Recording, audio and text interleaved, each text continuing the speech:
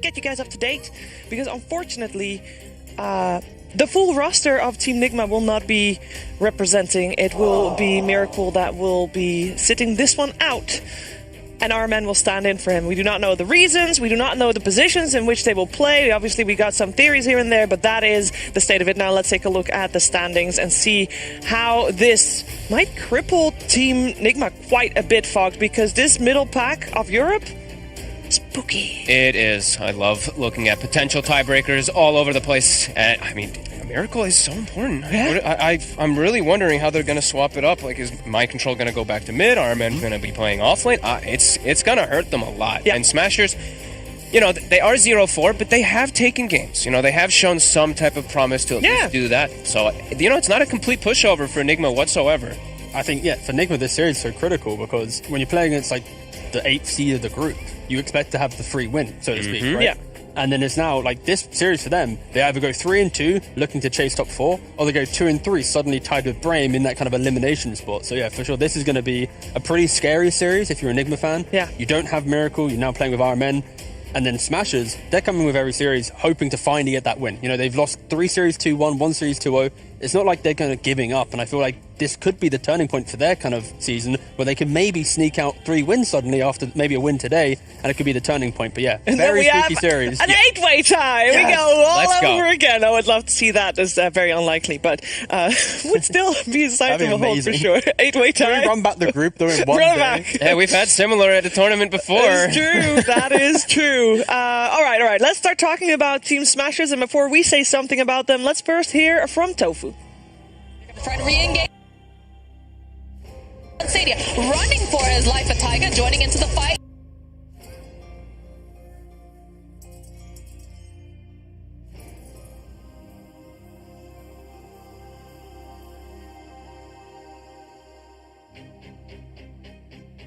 For fun, kinda. But since COVID came around and I moved back home because I couldn't do my studies anymore and everything went online, I started playing more and more. And there was a German league going on from ESL. I was playing there with some friends, and since we were doing somewhat well, we got a sponsor and they got me a PC because I was just playing on a laptop, like I was playing for fun. And then moving from like 60 FPS to 150, I just started playing better and better, and I enjoyed it a lot. I was just playing day after day, playing my solo queues. Down Tofu does have ace on him, but the teleports are coming out here. They're trying.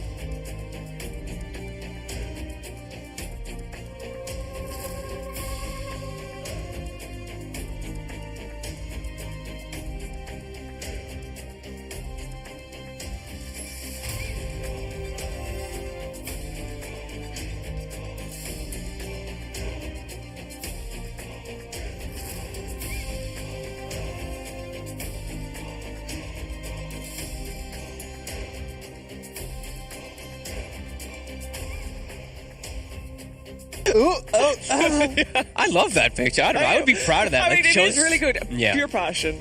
Pure passion. That's really what Rasmus is all about. Like, you talk to him, and that's just the definition of him. So yeah, very happy to hear from Tofu as well, and I think he definitely has proven that he has what it takes to hold his own here in this upper division team.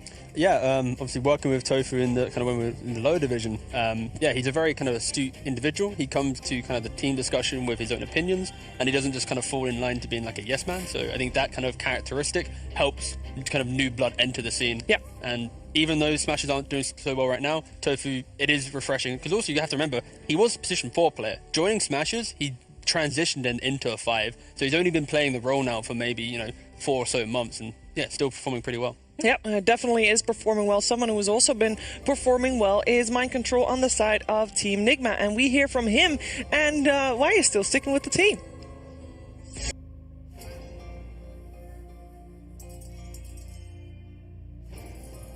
I mean, the reason is I really like them. I really like my teammates, and I don't see a reason to leave them. Even when we had rough times, like I always believe in them. Kuro, I feel like he's a big brother to me. Maroon and Amar are like one of my best friends in a way. And my manager Mo, like he's also like a big brother to me in a way. Of course, sometimes I had the periods where really bad times where I was not believing in them, or they don't believe in me, whatever the case is. But it happens to everyone. They're able to kill the egg in time.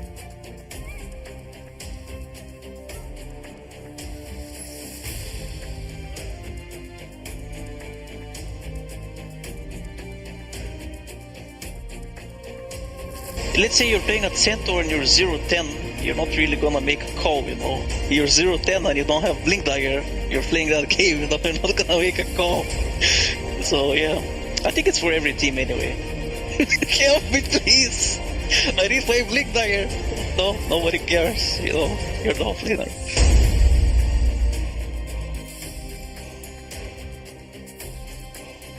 You know, to the wolves, to the side, is like, okay, good luck. At least he still says he likes his teammates, even Yes. though they throw him to the wolves every single time. So there's that. There is that. Luckily, this patch has come also actually pretty offlaner friendly. True. It is. So It now absolutely he's had his hardships, and now it's like, wait, this is my patch to show off and actually just, you know, buy a Vanguard. It's kind of crazy. Yep. And maybe this game, I mean, if he is playing the mid lane, maybe he'll get a little bit of different treatment this time round. You know, you get support, help him out left, right, and center. No? I'm really curious to see if he is going to be playing it. He used to so much. I loved his Shadow Fiend back in the day when he did like start getting noticed in the scenes. What's up, T? I was just trying to. I mean, the last time that NIGMA Yes. had to do the role swaps at the major, it didn't go too well. So I'm trying to work out. They've already experienced Iron Man in certain roles, so maybe not putting him in those roles would be optimal. So we saw him do well as position 5 when Kuro was sitting out. We also saw that the team without mind control in the off lane falling apart like a house of cards. Exactly. So maybe you put Kuroki into like a carry role. You put RTW, who's a pub star. He's probably played enough mid. That's fair. Actually, Win yeah. condition can go mid. Okay. He could just play carries from mid. That's a more active style Kuroki, casual 5 RMN. You're suddenly just playing any hero mid on the carry. Okay. That actually does sound. That sounds could better. work. That It could actually work. does. Yeah. All right. Ding. Let's find out, though, how this team is going to play, what they're going to draft for each other, who's going to play which role, of course, with Miracle not playing today. We're going to find all of that out as we're ready for the draft.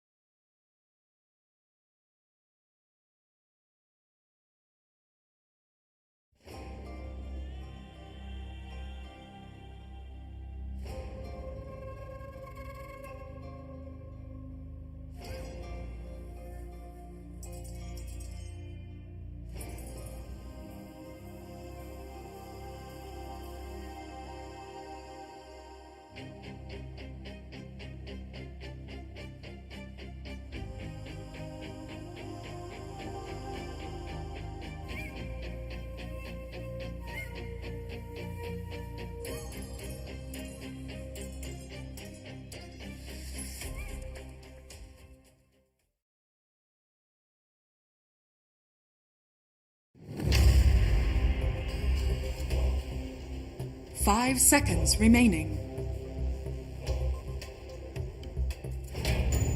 Dire team ban. Radiant team ban.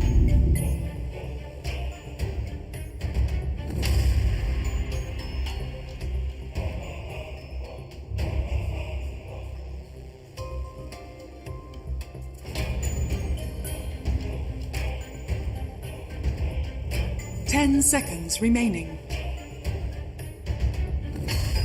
5 5 seconds remaining.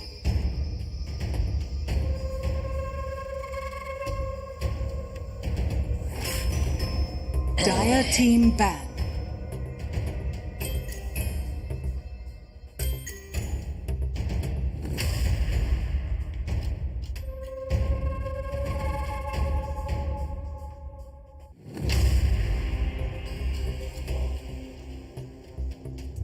Radiant team ban.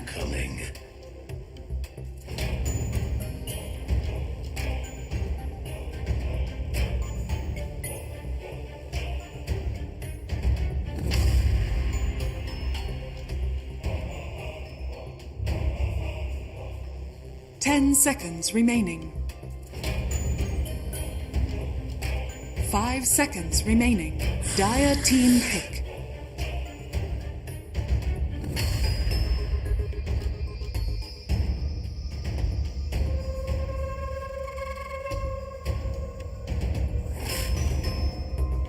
Radiant team pick.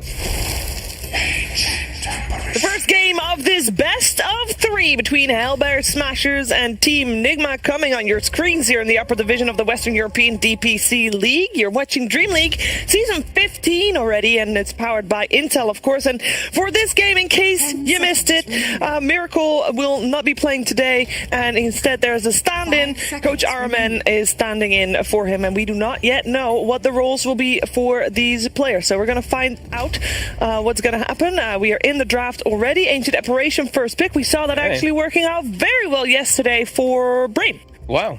And they banned the heroes that AA actually can usually do that. That's a bit intriguing. Look at that. That's the thing. But it's the savers. You know, they're so popular. NIGMA, they do end up taking the other saver, and they do take one of my new favorite heroes, I think, after yesterday in particular, and after watching some SEA games too. Willow on the rise. Oh, yeah. I can still respect the idea of the bans, which is like, AA is the counter to these heroes, but the pace that these heroes enable cores to play at is like, if you don't connect on your ultimate and you aren't able to match the tempo with a good enough lineup, it can be hard to truly get the AA into the game. So, yeah, if Smashers aren't happy to play into that style, I can see why they're still banning them out for sure. Yeah, and we do see from NIGMA very appropriate bans too. Of course, the Invoker, as everybody does kind of do, versus Smashers. Yeah, they would first phase pick it. Yeah. Gotta respect that.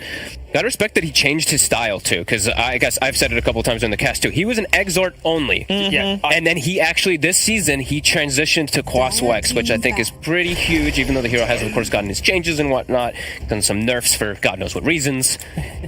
Yeah, for sure. Like when I was coaching the team, yeah, he pretty much every game after, he'd be like, yeah, this was a good Exalt game, guys. And it's like, so when they're running us and we needed it, it's like, yeah, no, but like my Midas, it like, this helped me. It's like, he was very much bringing the Invoker as the pub style Invoker, where he was just playing for his timings. But yeah, he has improved immensely on a hero that he has so many games on, just kind of identifying exactly what he needs for the team, and that's why there's so much respect in the band for sure. Yeah, I mean, I know that feeling. Everyone was playing Quaswex back in the day when I played it. I strictly played Exort. Yeah. And I lost most of my games. No, I did okay. I did okay. I was pretty bad anyway. There's something with an Invoker player, when they can queue up a Midas, it's like, don't worry guys, we'll get the Sunstrike kills. It's like, it doesn't always work like that, Chief. Okay, so we got the AA with the Tiny. I actually really like the combo with this. I think it just makes Tiny so much more threatening. The burst potential, it actually is back to what it used to be, that 3x avalanche kind of thing, even more so when they are under it. They do reveal both supports on the side of NIGMA with the start too, which is usually a bit of a concern. Yeah, teams can take advantage of it a little bit. I guess so, but I feel like in this scenario, the supports are so strong. They are. It's not like you're showing like, if this was like ABBA +1, like an ABBA AA, or even like the AA Tiny, that's when I'd be concerned a little bit. But they already have immense team fight and laning presence that you can deal with a counter pick, because your carry will have a free time farming with Warlock Hill. You can pick any offlaner to enable the Willow, so it's not the weakest of support openings. No, definitely true. Yeah, so Centaur taken out. I kind of feel like this might indicate a tiny core with these type of bans. That idea of you want to be able to jump and kill something, and it just ensures that this mid tiny will have a good time.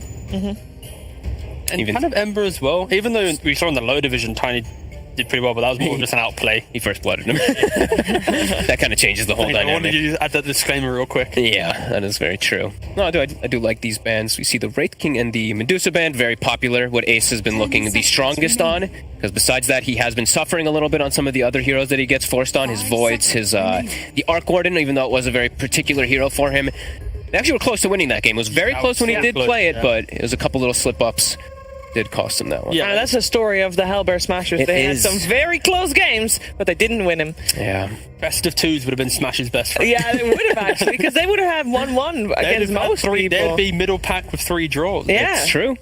Well, no, they still lost 0-2 to Liquid. So Okay, there's they'd be that middle one. pack with 3 draws and a loss, all right? Yeah. Twist the knife. Bottom of the middle. Yeah. Bottom of the middle. Smash's fan. Oh, Jesus. It's all good. So the Willow and the Warlock coming out for Team NIGMA, we saw them do that against Brame as well in the second game that they played last Saturday against each other. And of course, that support duo gave Team NIGMA the turning point in that series, particularly where they set a very high pace, high tempo. The key thing about that series, though, they had a kind of the 1-2 punch of win condition on mid with very sacrificial carries. The Medusa mid, the Juggernaut, safe lane, and The I'm a little center, bit... yeah. The center offlane, exactly. I'm a little bit skeptical that when you have the roster issues where Miracle's not playing and RMN, that style of play might not really come into effect, and I think it really depends on what they're doing. I'm very interested to see how they kind of bring RMN into the squad and unlock the draft. And I guess 10 Same. seconds it's a little bit easier that they have RTW in the draft It is. compared to like a Wii in this scenario, unfortunately. I think the duo supports also sets them up for so many things. Like you said, strong lanes, but your team fight's just set already. Like no matter what you pick as your cores, you're gonna have good team fight in the mid game always because of these two setups. I mean, I really like the opener. Actually, is quite nice. So what offlanes have actually left? Well, basically all of them actually. So Most of them. banned out. Only the Sense band, yeah. So we got still the Timbersaw, the Darkseer. We've seen Team NIGMA dabble in that one as well. The Mars I love it with the Yeah. Willow. as well. Yeah, Yeah, it's super good, very aggressive. You can take advantage of a little bit of the AA. Where you're sure your lane's getting a little better, it seems, for AA, but you're super squishy. And these two heroes, you get caught in a bramble. Actually, you're going to get caught probably in 2 because the spear will bring you through it and you're just dead. You have such a low HP pool. It is a very strong, aggressive lane. That's the nice thing because like AA nowadays, he's a very good laner, and then of course into the game he has this big ultimate threat. But when he steps out from the creeps to try and harass, he's just going to get speared into a route, and it's free death. You have to play so far behind, and they go for a PA. A hero that can somewhat play around the routes and stuff, gives them some backline jump to the Willow to the Warlock if you can blow them up quick enough. But it's not like the pick that goes, wow, all right, cool, that's the turning point in the Smashers draft. And do you like PA without without someone to buff him up? 10 Steroid or seconds something to help PA along? No, and I don't really like PA versus Willow, I'll be honest with you. 5 True, the realm, you can't remaining. really... You can't really always focus him, and usually when I see PAs picked, it's because you see like AA Rubik, some like super squishy supports that you jump, you insta-kill. You jump a Willow, and let's say like it's pre-BKB timing, the Willow can actually turn and almost solo kill you if you're not careful. So, and Brambles are annoying. Roots are pretty obnoxious to play versus early on the PA. Yeah, this could be a scenario where if NIGMA picks a weaker hero, then Smashers can just go for, let's say, a mag, and then they just go all for, get the PA to a point where she's happy to fight. But then I'm still a bit worried about how they even get to play this game because there's a lot of kind of disconnection between their draft. And then you pick Mag into massive counter initiation. Yeah, exactly. So it also might be too greedy because I do feel like with the Mars and with the Willow, they will try to set tempo pretty quickly because they see the greed on the third pick immediately. Okay. Rider as well. A lot of versatility here with NIGMA's draft. Like, we don't know where players are playing. We don't know where heroes are going. Yeah. And then they have last Very pick. color-coded, though. Very color coded. Smash is also kind of going for more of like a rocky light blue style. Yeah. It's the cool colors versus the warm colors. Yeah. I used to love the combo of Warlock and Batrider. You get upheaval later on, sticky napalm slows the turn rate. You can't turn and move out of upheaval when those fights do come down, and they all do synergize very nicely together. Oh, look, you can see Misery or now Rasmus's face like, like, you know, Homer Simpson. I know how he makes the noise, but that's what the noise he makes to Rasmus always makes the. I love it. Oh, what do we pick? Back against the wall. Yeah, this is looking a little tough already, I'll be honest. Showing the PA so early into this aggression, not so crazy about it. But they're going to have to pick something that can actually do quite well to be able to battle early, because NIGMA's going to bring the battle. Okay, I like this. Okay. I was going to say, I feel like in this position now, with these picks, you put the Tiny as your 4, and you at least pick a mid lane that can lane into either the Mars or the Bat or anyone, and Puck is traditionally one of the counters to Batrider because you can always orb away from the Firefly, the aggression. I have seen sometimes the Bat just dominate the Puck if you have one, miscue, you ever aggressively use orb, but it at least gives Smashers a hero to play around, and for Stormstorm, it's one of his main heroes. Yeah, and great ways to kill backline. You get like, if you find the Warlock and the Willow together at all, something like that, AA Blast, follow up with Vortex, lots of magic damage, so it can be a pretty good phrase up of like that counter initiate, or just start the fights first, so that they don't have combos with the Mars as backup for the Batrider. I guess that's actually a pretty good point for Smashers. Like, when they get to post-laning phase, their team fights are built around Tiny starts to fight. If you ever waste Arena or Golem, then the mobility of PA Puck isn't punished. There isn't that hard lockdown, so they do have a really nice combo to play around, but you just need to get through laning phase, have the BKB, and then you're going to have a pretty good time. And we have now a coil breaker too, right? We have the toss with the coil too, so they're going to have potential for those extra damage to be able to kill off these heroes, which I think they will. You know, AA always does provide you also that extra damage, but whenever I see P, I'm always a little worried for damage in early game. Yeah, for sure. So is this something that we're looking for Rasmus still as the last pick then on the side of Hellbear Smashers? Oh yeah. Yeah, 100% this will be his last pick. Hopefully he doesn't pick Legion. He likes things like Axe and Underlord. Radiant I mean, I know Misery pretty well, and every time he picks Legion, he thinks it's a great pick. Fast forward 35 minutes, game's over. He's like, why did I pick Legion? And I know that's exactly what they're saying right now. They're like, yes, this hero do wonders. Do like the Spectre ban? You know, you see the Warlock. It's just it's probably going to come out. You have AA. AA Tiny. Tiny don't do anything, dude. So do like that one quite a bit there. Enigma, they ban out just buffers. They still they blast. They're like, Rasmus, we know you want it, but you know what? We want a nice game. They protected him from himself. Very, very generous. All right. So which hero is left? They took out the two counters to the Batrider, right? So now there's not going to be a great dispel to be able to counteract the lasso. You could maybe go for like an Underlord route where it's just kind of you just out of the fight, but it just feels very clunky. I think there's a spear too, you know, right? Yeah, like that's a spear through the Uber. We've already seen that one a couple times. Maybe a Pangolier, just cut through the fight and just have this rolling thunder effect. Radiant team pick. They're just going to go the Casual Tidehunter. Okay. Does not fit the color scheme, guys. No, and it is a very... I just feel like it's a very, like you said, casual Tidehunter. It doesn't really have much kind of laning winning potential right now, because of course you have the last pick for this carry. But at least it grounds out the aggression where NIGMA, when they want to make a fight, they have to use big spells to win the fight, right? Yep. So now you have your own big spell, so you can go tit for tat and actually have entry, and it unlocks PA and Puck to enter the fight only once. Tiny has initiated, Tide has reinitiated, bam, the double cores come in. And they take the troll. Yeah. Looks really good. Strong lane. Same color. And the real question is... Slow him down. Same color it is. They actually did... I mean, the color scheme is very beautiful. Yeah. Absolutely okay, so this is the important thing. It is going to be an RMN on the mid or off lane Batrider, because of course Mars could still be mid, Bat could still be off lane type of thing. That's the switch here. ILTW will play carry. And the other thing is too, right? Like, you actually don't know who you're playing against as Stormstormer, because that is actually two heroes that used to be lane versus the Puck a lot. Exactly. Although the matchup for Batrider has gotten a lot worse, it's probably more likely the Mars, but okay. All right, yeah, I think this is one of the rare times that smoking up as 5 on Smashes to get a deep ward just to know who's going where. Because not only is there hero versatility, there's player versatility. Yeah. Okay, and I do like that Rasmus can at least break the combos, right? Those big wombo combo team fights that are going to come out from NIGMA. He'll at least be able to counteract those pretty decently. Yeah, I think NIGMA for sure. They can fall victim to their own need for aggression, playing right behind his Batrider, easily punished by a Puck, and then scaling with PA. So I think this is going to be a pretty close game. You've got Team Red versus Team Not Red, and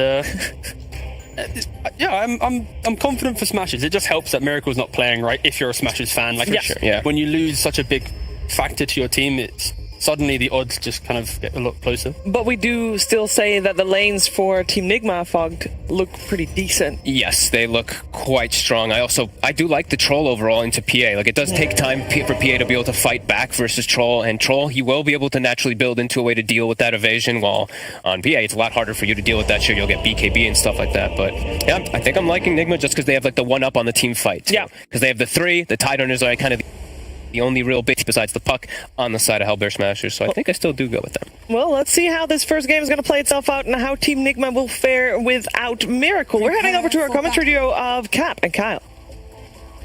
You know, going into this series, I was looking at it, and I was like, okay, Hellbear Smashers, they might do their thing and get an upset in one game, but ultimately they're going to get 2-1. But not the case anymore. I mean, this is a pretty different NIGMA when you're missing Miracle and you've got a stand-in of RMN. Yeah, nothing against RMN. High MMR players have been coaching the squad for a long time, but, you know, not just anybody can replace Miracle.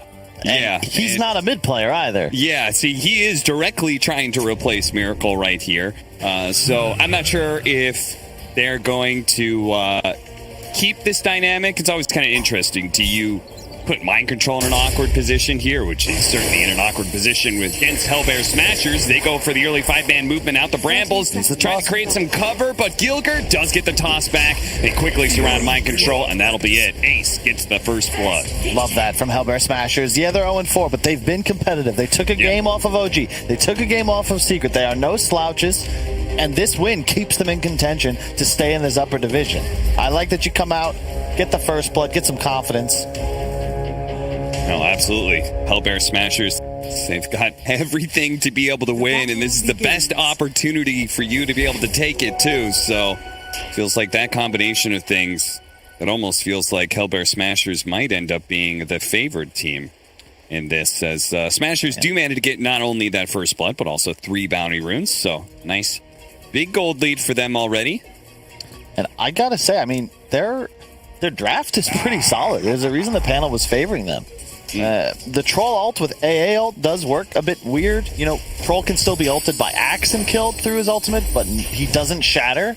However, you don't regen with any lifesteal when you pop Battle Trance, so be curious to see how that plays out. But if you look at the team fight, you know, Hellbear Smashers, just with the Tide and the AA, like, that's so much damage. That's your experience-based damage you were talking about earlier, right? They've got a lineup that just naturally scales with levels: Tiny, Tide, Ancient Apparition. They've got one hero that really needs a whole lot of farm, and that's going to be Ace. And it does feel like that is the 4 Protect 1 archetype. Fits pretty nicely into this meta because you want to be aggressive, so you kind of need 4 people running around trying to start fights. Yeah, we haven't really seen many drafts work out where it feels like there's 3 cores that just need farm, and unfortunately for NIGMA here, it does seem a bit complex. Like, it's a Troll. Yeah, you'll have some sustain behind you, but Batrider Mars, they're control. They're not really offering too much damage.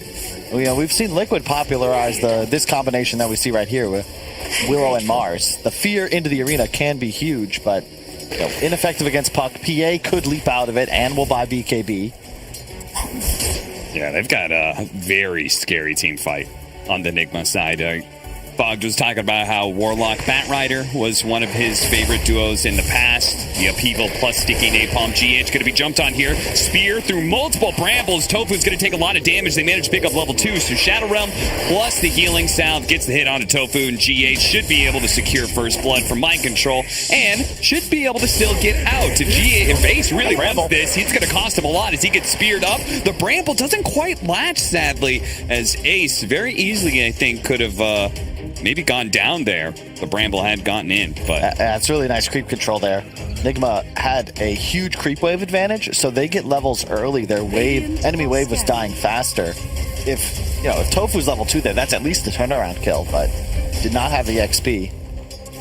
Timely level up from GH. Hey, look at this. It's RMN doing a great job in CS. He's slightly above. Now Stormstormer still has 3 creeps coming in, but the fact that they're looking pretty even is really nice for RMN. And, of course, this matchup in the past has been very good for Batrider. Batrider, of course, being nerfed a lot in the last patch, and that's why he kind of disappeared for a bit. That's why he has to start with the Quelling Blade. You just don't get enough damage off the napalm stacks to last it effectively. Puck with a 10 base damage advantage. Gilger feeling like he can't do anything or isn't needed in the bottom lane is going to go for an early rotation here onto Mind Control and help out this lane. He's going to take the spear, but Mind Control's certainly dead. I like this move. Tide, he might suffer down here, but already level 3 with the 2 points in Kraken Shell. So just the pure defensive style. He just wants to ensure he doesn't get zoned, is able to get as much XP as possible. And you can see that if the wave is controlled by Ace, AA Tiny is a kill combo. Like, Mars can't do anything about that. GH, is he going to die here? They still have Avalanche, so I don't think there's a way out. He's got no more healing salves. He wakes up the neutrals. Tofu trying to aggro it, but Gilger times his last hit nicely and is going to be moving over to try and secure the runes here. Take it away from RMN. There goes that water rune. So nicely done, RMN. Not having a real refill on the bottle may actually make a huge difference here. Yeah, that's huge. Because RMN... Oh, no. Yeah. Speaking of bottle refills, yeah. It's nice, though, because the way you play bat mid, you kind of have to be out of mana almost at all times. You're shoving waves constantly. Napalm spam, Firefly for the rune spawn. So really well done there by Gilger. But, you know, GH had died. Tactical feed. Because it's actually worth, in a way, for Bet because he gets the free charge. That's something I really hope we see changed at a point. The fact that the fountain regen lasts long enough to both fill bottle and give that extra charge. Yeah. 2 extra charges. Yeah, the 4.5 sort of hit that you get out of this is pretty insane for sure. No doubt that bottle in some way needs to be nerfed. Because I think the refill, that should stay. But the 4.5 charges, maybe a bit excessive. GH. He does get out the Curse Crown, and he's got Mind Control, running interference for him. Ace is still going to go for it. Immediately going to be speared up. Brambles is here, but GH is going to take too much damage too quickly. He dies again. Now, there is a price they pay for this. Hellbear Smashers are leaving their Tidehunter on an island. He's getting some pretty solid XP, already level 4.5, but, you know, not really much in the CS department. I think it's a worthy trade, though, because your PA, you know, that's your one position. It's your hard carry, and it all is worth it, maybe, if they can get this kill onto RMN. He knew the Tiny was coming in thanks to a ward, but it looks like he underestimates the damage that the puck is able to put out. A double TP for that, too. This is the danger. The opening picks of NIGMA were this support duo, but not really the easiest active roamers, right? Tiny just shows up, stun, toss, no problem. Willow Warlock, like, you need ultimates to do anything, really. Going for the power rune here, doesn't even spawn. Stormstormer is taking a lot of damage from Kuro. Another round of spells, GH. We're going to throw that last Shadow Realm hit, and Tofu barely survives thanks to the stick charges he had leveled up. Now they managed to get the lasso here onto the Tiny, pull him back down into the river, so there's nowhere really where he can run to. And hey, look at that, a regen rune for your efforts as well, RMN. It's right back up to full plus. Stormstormer looks like he was grabbing the bounty rune. Doesn't quite time his phase shift correctly and does take a bit of damage. In fact, the Bramble's landing, and that last hit, that's going to be enough. He's going to burn out, whether it's to Healing Word or it's to Fatal Bonds. That was a really weird play from Stormstormer. They're just overconfident. Yeah. The Warlock threat is real. Back in the day when I used to play this mid, this was like the hard counter to Puck because you just can't juke the damage. And the Fatal Bonds and the Shadow Word are deceptively high damage against a hero with such low base HP. And Stormstormer just doesn't respect the level 4 Warlock. Rasmus, if he really wants out of this, maybe could have Ravaged right away, but of course he will hold on to it, knowing that the Ravage is more important than his life. Meanwhile, top lane, they're going to go for the kill onto Mind Control again here. The Cold Feet barely manages to get him there, but he is level 6 and close to the tower, so they can't really play into him any longer. Yep. I like the build a lot by Mind Control. Early Bracer, Chainmail ASAP with a Raindrop and a full wand to boot. So 1200 HP, but even more so because that Raindrop is going to proc twice. Look at this double ward placement from NIGMA to make sure they know exactly where the Tiny is going at all times. Because he has to be successful in his rotations top and mid constantly if they're going to be leaving the Tidehunter to dry out here at bottom lane. I wouldn't mind. See, the trouble with Tiny is that if it's a different... You know, this is like the Mirana 4 position, right? You'd be doing more of like what GH is doing, stacking camps to help get his Tide back into the game. They have 0 Ancient stacks, and oof, nice deny from Kuro. It is going to cost Kuro his life as they're going to get the coil toss combination, but he is rather tanky thanks to the levels that he's been getting. And it's going to take a long time for Stormstormer to actually get this kill. In many ways, this space is actually going to be well worth it for NIGMA. As the orb barely landing, but he's got another round of this. Boy, this is really costing them a lot of space. But at the same time, it looks like they may actually kill Armen. He barely managed to get the lasso to pull him back in. Ace throws out the dagger, try and finish him off, but he's still not dead. He has to jump into tower range to be able to get him. A crit will finish him off. Tofu now running out, does have the cold feet to ensure that GH does not feel comfortable diving that tower. So the space is in some way taken away by the fact that RMN dies to Ace. Why is Ace mid anyway? Just nice rotate.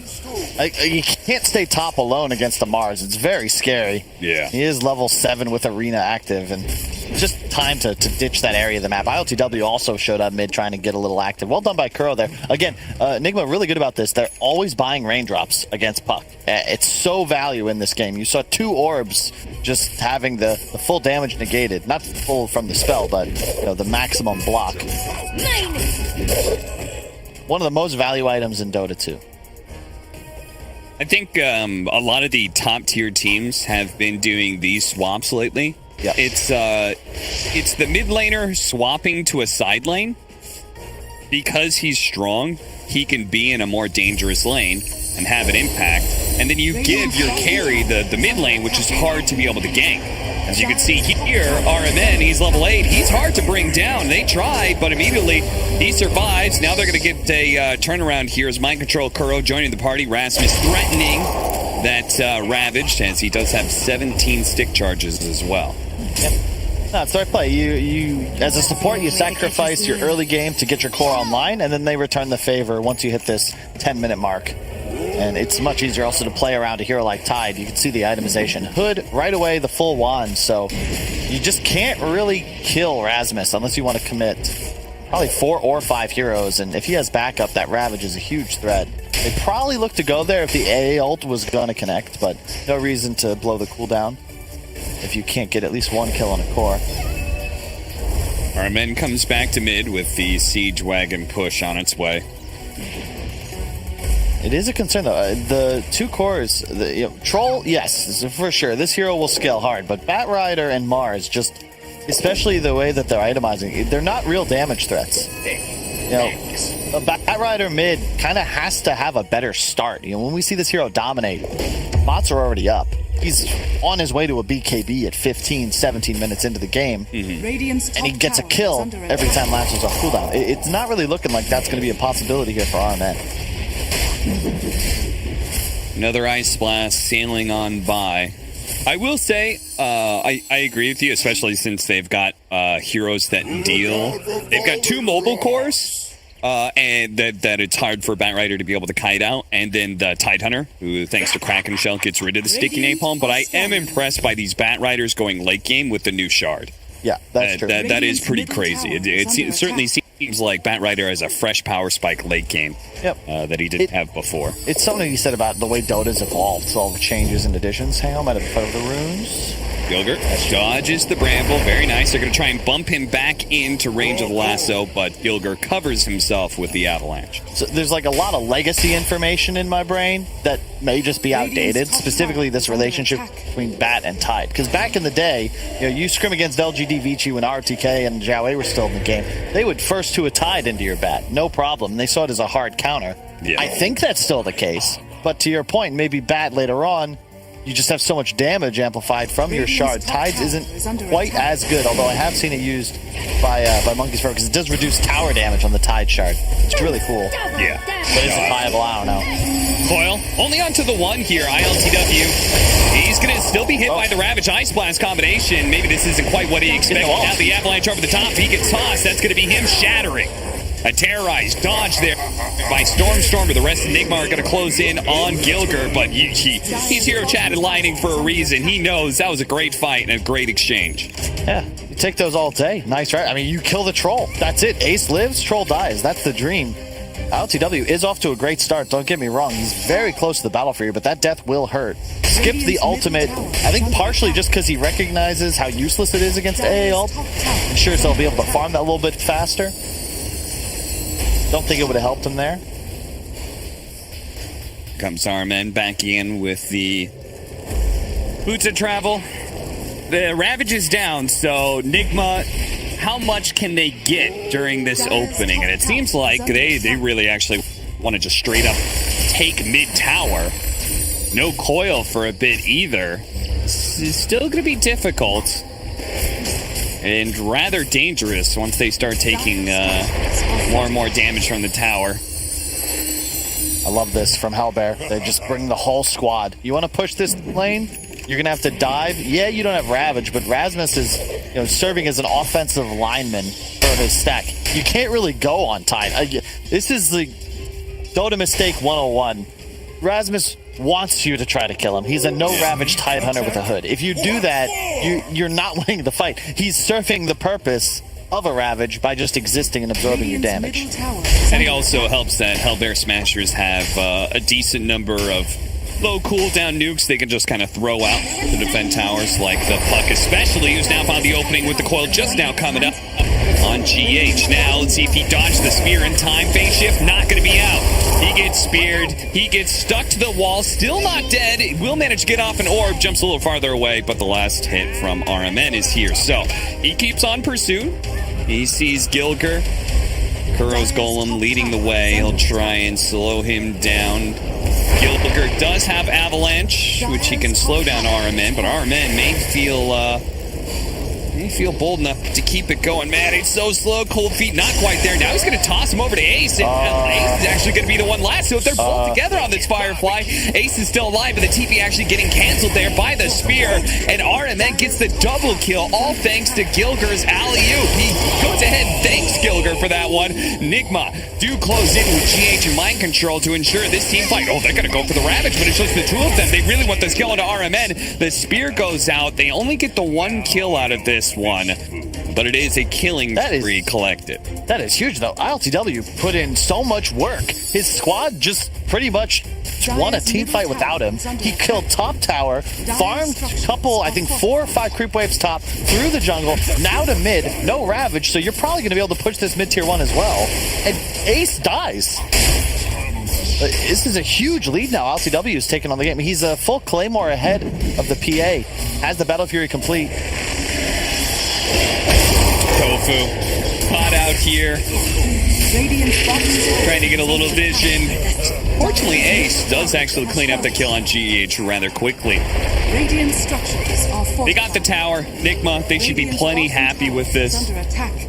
And indeed, they'll back up. So just the net worth exchange there, fantastic for NIGMA. But now you add in the fact that they've got this really nice map control. They took the enemy mid tower while still keeping their own. Cooldowns are still up for a little while on the Ravage and such. These are all fantastic things. You can see ILTW in his tip to RMN. He is very happy with the space he's gotten. He's 2,000 net worth ahead of Ace. He's a Yasha plus ahead. Like, he still doesn't have a Battle Fury up on Ace. So every minute that we see this disparity, that's an extra 200, 300 GPM the troll has as an advantage. That'll be reflected in the XP gained as well. And the map control now, because they've got mid tower, look at the ward coverage that Kuro's placed. It's beautiful. Yeah.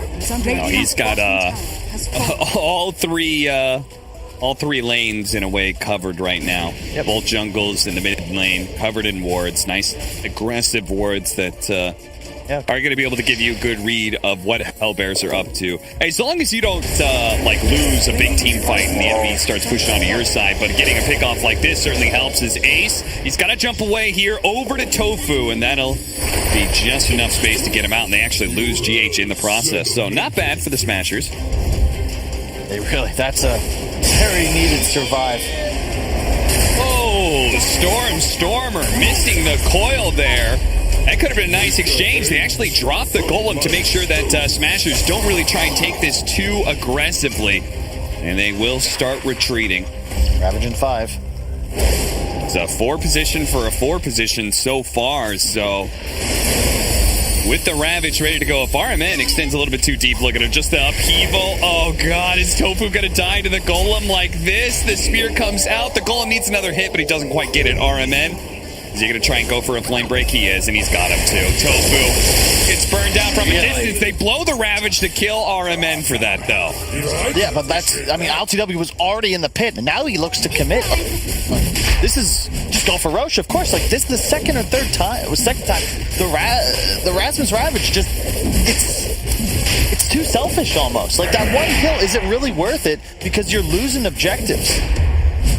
You can only do this as LTW. You have so much map control, but again, the vision. Like, there's no fear now. You see your enemies, and he is solo killing Roach as we speak. He's going to be a full Sanjin Yasha ahead of the PA with an Aegis in his pocket. Into the sunset. And after it dies, quite possibly 3 full levels as well. Found Gilger. Hits the spear on him with the brambles. And Mars Dark Willow. Those ultimates, man. Combined together, you're probably just going to 100-0 almost anybody in this game. Radiant's middle tower LTW now with an Aegis and an SNY, so he can play in team fights really aggressively now. Considering how tanky he is, he can now, in a way, frontline. Yep. For NIGMA. He's done. The whole team's done well. I mean, LTW, he'll probably get a lot of credit if he ends up carrying this game, but his team has put in so much work. RMN really surprising me on his plays as this Batrider just because of how aggressive he's been able to posture. And look, the team is still looking to get active. There's still no Ravage, and they should know this. Solar Crest finished on Rasmus, but I just don't know if you actually have the damage to fight as Smashers right now. This troll is a huge problem. It certainly is, and NIGMA, if the Smashers don't choose to fight them, they can start mowing down some towers. Troll's quite good at that. Gilger spotted here by GH. Radiant's middle tower. Nothing good to come of this. Oh, I like this. Hellbear Smashers are backdooring the mid-tier 1 tower. That's always a nice play. Yeah, they really wanted to open up the map. Just keep in mind, the Troll versus PA relationship. Typically, PA is certainly the king of the late game, but Troll, you can even see in the items he's got queued up, BKB, MKB. Very natural progression for him, and it is incredibly difficult to go toe-to-toe with this hero as a Phantom Assassin unless you are at the very least equal in items, and that does not look like it'll be the case unless perhaps this smoke can work out. No blink on Rasmus, but he's going to attempt to walk in Ravage. Blink on the puck. They need to try and kit this Warlock. They're going to lead off with the coil onto the 2 supports. With the Ice Blast coming in as well, they might just be able to burst the backline almost immediately. They do. 2 supports down. Mind Control gets off the arena, though. And the puck, it's going to be a combo of ultimates that brings him down. RMN and Mind Control both down to about half health. Ace looking for his opportunity to jump in. Spots it now onto RMN. Meanwhile, the Tidehunter Rasmus being gone on by the Troll. Bit by bit, he will be whittled down by the Troll's damage. But now they're going to go for Mind Control as well. They're leaving ILTW for last year, which is a great idea if they can actually finish off Mind Control's Mars. But they can't. He's too tanky, it seems like. And Ace doesn't want to try and go for that kill with ILTW in the neighborhood. So they're going to back off. Ultimately, a 3 for 3 is the exchange. Man, that could have gone so much worse for NIGMA. I'm surprised they came out of that so nicely. Both supports died right at the onset. No spells cast by Kuro. They got the tier 2 though, so they'll be able to teleport right in, heal up Mind Control. It's the new outpost coming into play.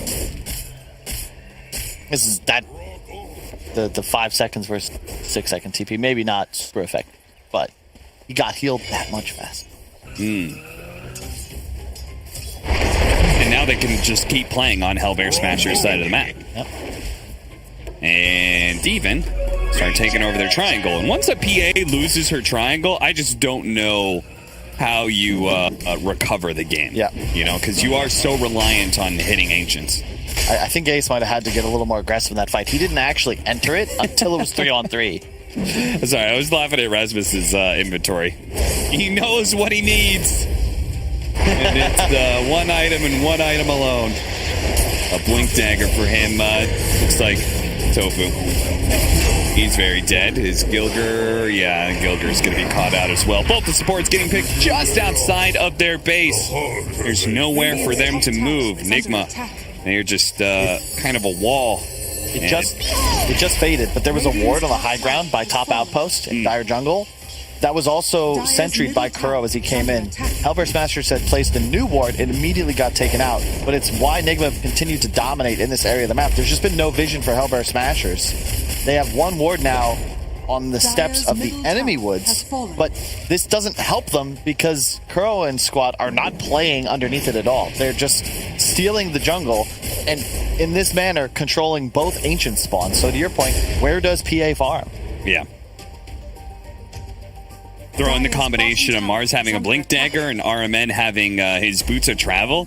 And if you play on the side lanes and you play really deep on the enemy side of the map to try and find farm, NIGMA could certainly close the distance real quickly. The phase shift is going to be able to dodge the spear, mind control. He's looking a bit unhealthy here at about half health. Not obviously going to commit. 3 more seconds till the Aegis expires. So the Smashers really want to stall this out. But can they go on ILTW here? A BKB for both the carries. They just saw aces picked up, so they might need to be a little cautious here. This spacing, though, really benefits NIGMA. They're playing in the trees with their squishier heroes. You can't really get Kuro if he's going to play this far back. Stormstormer looking for an opening here. Spots GH, and he wants him to go for it, and they do. Gilger jumps him, hits him with a combo. Puck follows it up. Puck trying to protect his own life as best as possible. Gets a coil on just the Batrider. Immediately broken. The Ice Blast is going to follow it in. They need more damage behind it, though, and they don't quite yet have it. RMN doing a nice job dodging around. Ace, the golem is thrown onto him. He's going to jump away back to Rasmus and Stormstormer, while the rest of NIGMA funnel backwards here. They're going to start poking on mind control. Gilger is being focused down by ILTW at the same time, but now that they're done with the Tiny, they're going to start rallying back. A 3-on-3 still. These teams very evenly matched when it comes to team fights. Both of them have a strong understanding of picking off these squishier 4-position heroes. GH got to be a little bit careful since he did buy back in this fight. So I guess 2 for 3. You can see the big difference between these carries. Ace forced to play like an assassin, whereas LTW just playing like a bully. He's not targetable. Wasn't even forced to use BKB there because they simply cannot go for him right now. Just stealing the enemy bounty rune, just ignoring the fact that Hellbear Smashers are 5 alive.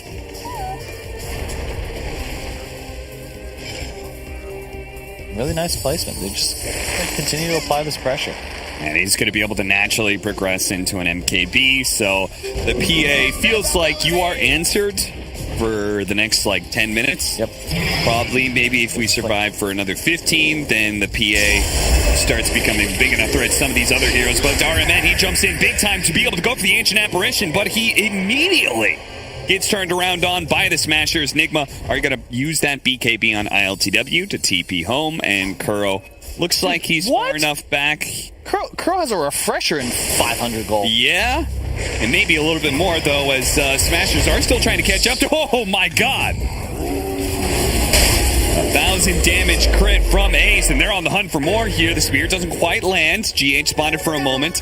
Gilger, Blink Dagger up. Another avalanche. A toss coming in soon. Shadow Realm just came back up, so he's not going to be tossed here. It's huge. He had no buyback. That would have been guaranteed tier 2. Still might be, but you can see the downside. Kuro went for this very greedy item build. When he gets the refresher, that's going to be nuts. But now, the side of NIGMA have literally no plus armor items. So that Solar Crest advantage is going to come into play. The Gush as well for the minus armor. If you get caught as Warlock or the Willow of GH by Ace, you die in a crit. He is in a really bad position. Oh my God, ILTW. He has no BKB. What is this? He has no BKB. The most insane farming I have... What? We get a replay? Where was he? So he just walked up to the BKB TP'd, and I think he TP'd the tier 2 bottom, and he farmed his way up into their triangle. And they had a ward on him, too. Yeah. I mean, the only place on the map Kuro doesn't have sentries is the ancient camp that ILTW chooses to farm. That is a huge death. His advantage has just dropped off. You know, he's been an item ahead this entire game. Now it's going to be half an item. And Ace, you know, he got the Deso complete, so, you know, actually, they're even. It's just that right now, he's got a lead on the MKB. That timing is going to be huge for NIGMA. They'd like it to hit before the next Roche fight. But that's going to be easier said than done. They just lost map control. Suddenly, it's Hellbear Smashers playing enemy side of the map. Crazy, just wrong positioning from 2 people on the side of NIGMA, and it makes a huge difference. I think RMN and his choice to... I think he jumped in and lassoed Tofu. Yep. Right? But, as soon as he does that, PA has free game. right? And part of the success of team fights of NIGMA has been the troll being on the front line. They're going to be able to grab Gilgert here. They're trying to blow him up. He's not quite inside of the wall, but he should still die here. But at the same time, Stormstormer's in deep. Uh-oh, he ran into a bramble. Almost gets hit by the golem, but fortunately he phase shifts it, jumps over to his orb, but he's still caught. NIGMA. What? This time it's Hellbear Smashers who get like way too aggressive, and NIGMA finds a great opening into Roshan. What the hell? How did that happen, Cap? It's a 4-on-5. There's no troll. The enemy highest net worth by far is dead. Roche has now spawned. You have Ravage. Do we have buybacks on these heroes? Stormstormer, yes. Gilgert, no. Are you just going to give up the Roche? Yeah, I mean, Hellbear Smashers just were not ready for a fight, I think. Icebox is going to come in, but the PA is a little bit too far away. In fact, he's been hit by a Brambles here. Maybe forced to use his first BKB to try and TP out. There is no lasso for a second here for the Batride, but it may not be needed. They managed to get the chain stun onto it. The Ravage are going to go down. BKB and a blink strike away, but that's not the way you wanted to use your combination there. Just a retreat to save your carry, but still lose your Tidehunter in the process. NIGMA, all right, the game's fully swung back into their favor. What? That's just nuts. They just gave away. They were going to have such an insane timing. PA just hit level 20. He has the Deso for 7 minus armor, his talent for 3. They would have no armor items. Kuro, 7. Willow of GH, 5. 15 on the Batrider. These heroes are going to explode in the duration of a Ravage, but now they don't have it. Now they're playing into Aegis. 663 gold for dewarding. Nicely done by Kuro. They just gave up. Great read. What were they doing over there? I don't know. There's just a lot of weird mispositionings happening. I think both teams are underestimating the potential of the other team to be aggressive on them. And now Ace doesn't have a BKB for 15 seconds. They need the puck, Blink Strike, to be able to jump over, and Stormer does give it to him. Ace. He's running himself out of here, but Stormer is going to get caught in the process. And Mind Control may get burned out, but Ace. RMN spots him. He's going to be hit by another Blink Strike. You got a BKB! Oh, he had it. He didn't. I think he came up in like literally the last second. RMN was not spamming it. Is that Miracle or is this RMN? Because all of a sudden the Batrider is just winning the game for his boys. You know what's funny is that there's so many that fight in triangle where Hellbear Smashers is not well prepared. They get caught. That leads into Roshan being taken. That Roshan is a shard. So Batrider picks up the shard. That's how he ends up killing the PA again. It's like these things can snowball rather heavily. So he now doesn't have to buy a shard. He can instead buy a BKB cap. Suddenly the Ravage is ineffective, and he's going to be gunning. That's 2 racks. Is that just G? It's close enough to it. They're going to hold out because they've got a PA, right? They've got a PA. They've got tier 1 and tier 2 still up in the bottom lane. But their whole timing just disappeared. Suddenly, everybody on the Radiant team now has a bonus 2,000 gold. That's a plate mail on the Mars. It's going to be an Aeon disc soon on GH. It was 24-20. Hellbear Smashers had a lead. Radiant's top tower and then, is under attack. I don't know. I guess by now I should have learned to buy the dip, but I cannot believe that they turned this around. Yeah. Fistful of sand. It all just slips through their fingers, and Hellbear Smashers, who had an opportunity to take control of this game. Plate mail on the bat. Now they're dealing with the BKB plate mail Batrider.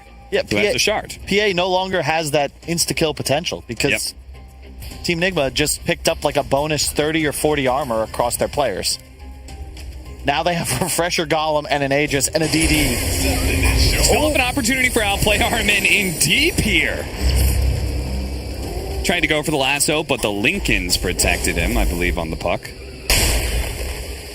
So, did he not know about that? It was new. Just picked up. It's the right choice, too, mostly for the defensive application on PA. Because otherwise, there's no protecting him. He can BKB, but still get lassoed and he'll be done for. Scanning. It's a pretty sick move. If he didn't have that Lincolns, they would have just found a Dire's bottom tower. is insanely under good attack. pickoff to end the game. Still looking very good for NIGMA as they have 1 minute left on the Aegis and should be able to run up to high ground and force something. Hellbear's Smashers, they might be able to stall until the Aegis is down, but it's probably going to cost them a lot. Maybe buybacks, maybe Ravage.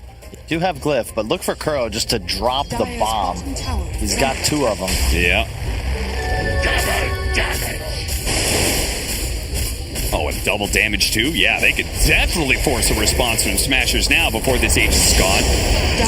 Okay, they're not going to wait. The Lotus Orb going off actually does manage to get the lasso back turned around, but it doesn't matter. Gilger is being ripped apart by ILTW. They do have a buyback though. RMN almost getting critted down to death. He's got to be careful of that MKB. Double damaged up ILTW, who's running down heroes right now. That is going to be the use of his ultimate. He's got 14 seconds left on the Aegis. They really need to take this Megas now because he won't have those extra lives soon. ILTW toss back, and they do take him out before the Aegis expires. Now the Golem's double dropped in. Phase Shift is going to be able to dodge one of them. Instantly Ravage up. Can they burst him down? He doesn't have his ultimate. He eats the cheese, but he still is getting chunked on by Ace. Now Smashers, they haven't even lost their barracks just yet, are going to look for more.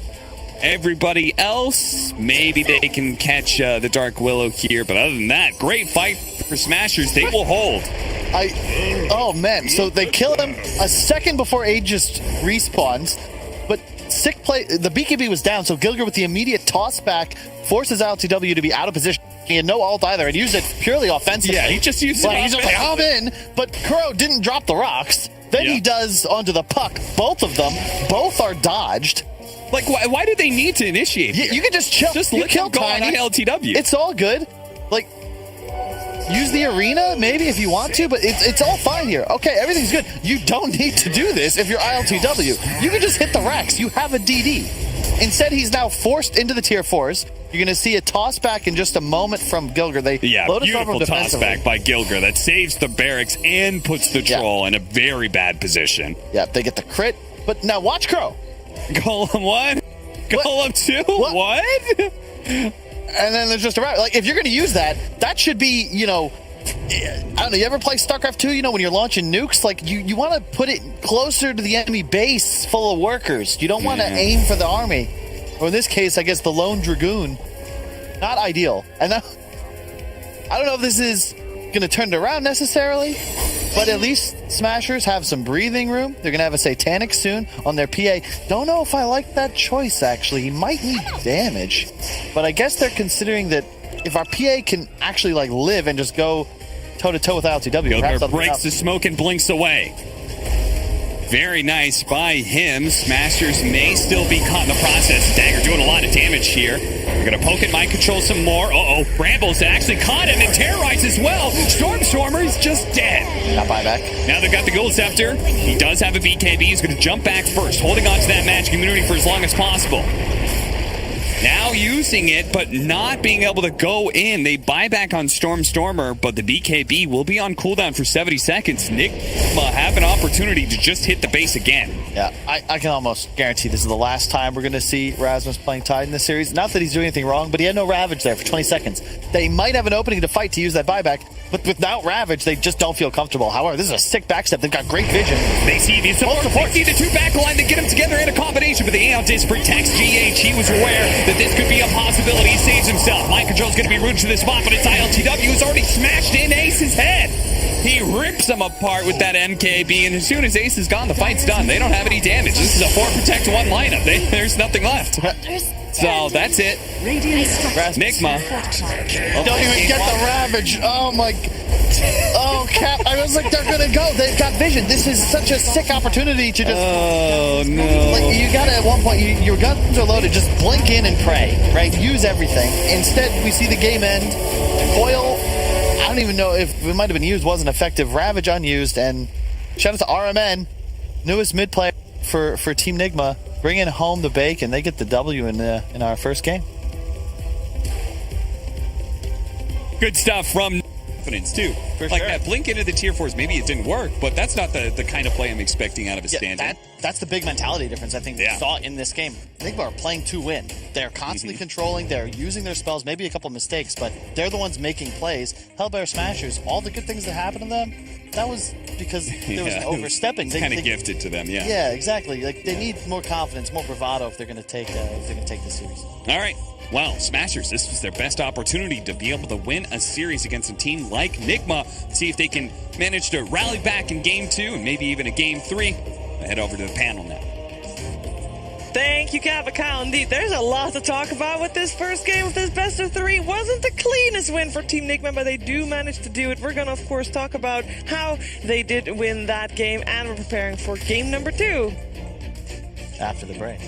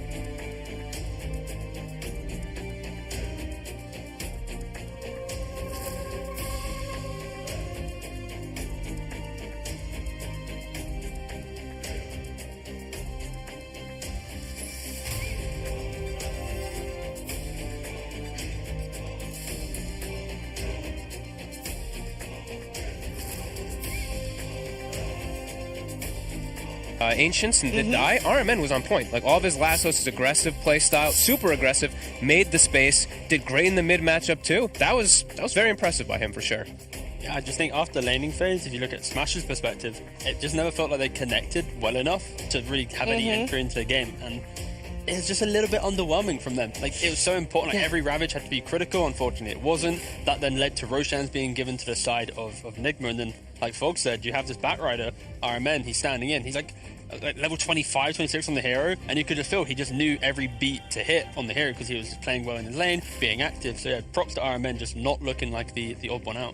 Yeah, A little bit of a hero spammer. definitely a hero spammer. And definitely seeing a big slip up, especially like early game Gilger. You know, he had actually like great first 10 minutes with his rotations, but the toss.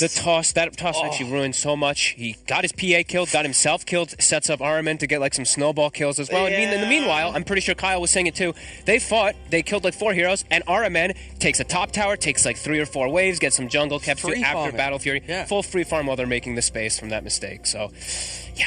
I mean, it was a rough one for the Hellbear Smashers for sure. Another player who had a rough time was Rasmus on the Tidehunter, and Purge is going to break down why that was.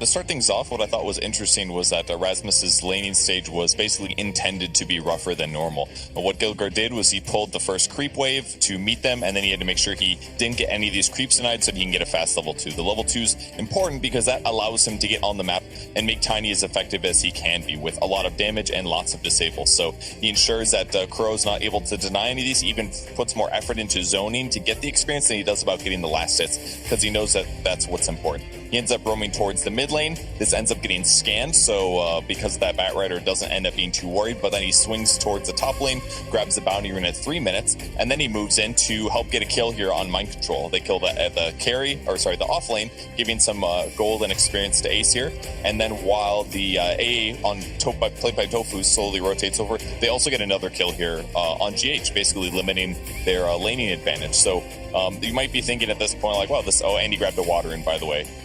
And then, by the way, he grabbed some items, swung back towards the top lane again. They end up going and killing GH another time here. So Gilgar basically spending the first 5 minutes really effectively to get a lot of pressure and kills. Oh, and by the way, one more rotates towards the mid lane immediately afterwards, gets a level 2 avalanche here with the TP from Tofu again. They kill the mid Batrider. Great early game, right? But then you're thinking, like, what is Rasmus doing on the other side of the map? He hasn't had a lane partner this whole time. And he did have a really tough time at the start. Troll is a lane dominating carry. He's supposed to kill your opponents. He hits you a lot and he gives you a really bad time. Rasmus did get Gush level 1, did get used for the first blood, but what he did that was kind of interesting is that level 2, instead of going for Anchor Smash like basically everybody does, he instead got Kraken Shell. And at first I was like, okay, surely this is just wrong, right? Because you're not going to be able to get last hits nearly as much. And that was the case, right? He's sitting at 2 last hits compared to the 7-2 of ILTW. It just looks bad. But what he did that was kind of interesting is at level 3, he also got Kraken Shell. And now it gets cool, because now Kraken Shell's blocking 30 damage a hit. Patrol Warlord hitting for 63, 30 of that damage gets blocked instantly, and the remaining 33 gets reduced by the armor value, or 25% resistance. So every hit that Troll hits him for is really only dealing 20 damage per hit, which is not that incredible. Tide actually was able, in a 1v2 scenario, to lane here without buying extra regen after the laning stage. You got 1 set of tangos, 1 salve, and the ring of regen. So he used this Kraken build to maybe not get as much gold as his opponents. His net worth is suffering a little bit. So let me re-grab this. So his gold is suffering a little bit compared to the other offlane hero, but he's equal levels to the Troll, and he gave PA a really, really good laning stage and shut down the Batrider a little bit. So kind of a cool way to sacrifice the Tide. He didn't get as much gold, but he got the levels that helped him lane well, get Ravage up, and defend towers. And unfortunately, that was where it ended for Hellbear Smashers as well. But we know that they can do better. We have seen them do better, and I really hope they're going to show up better in the next game. And we will have that next game very, very soon. We'll be right back with the draft for Game 2.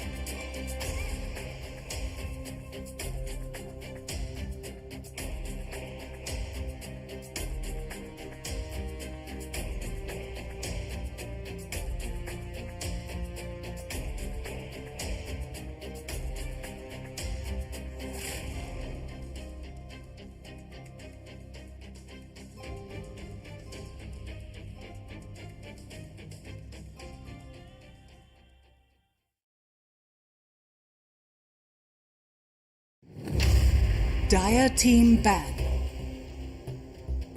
Radiant team ban. Dire team ban.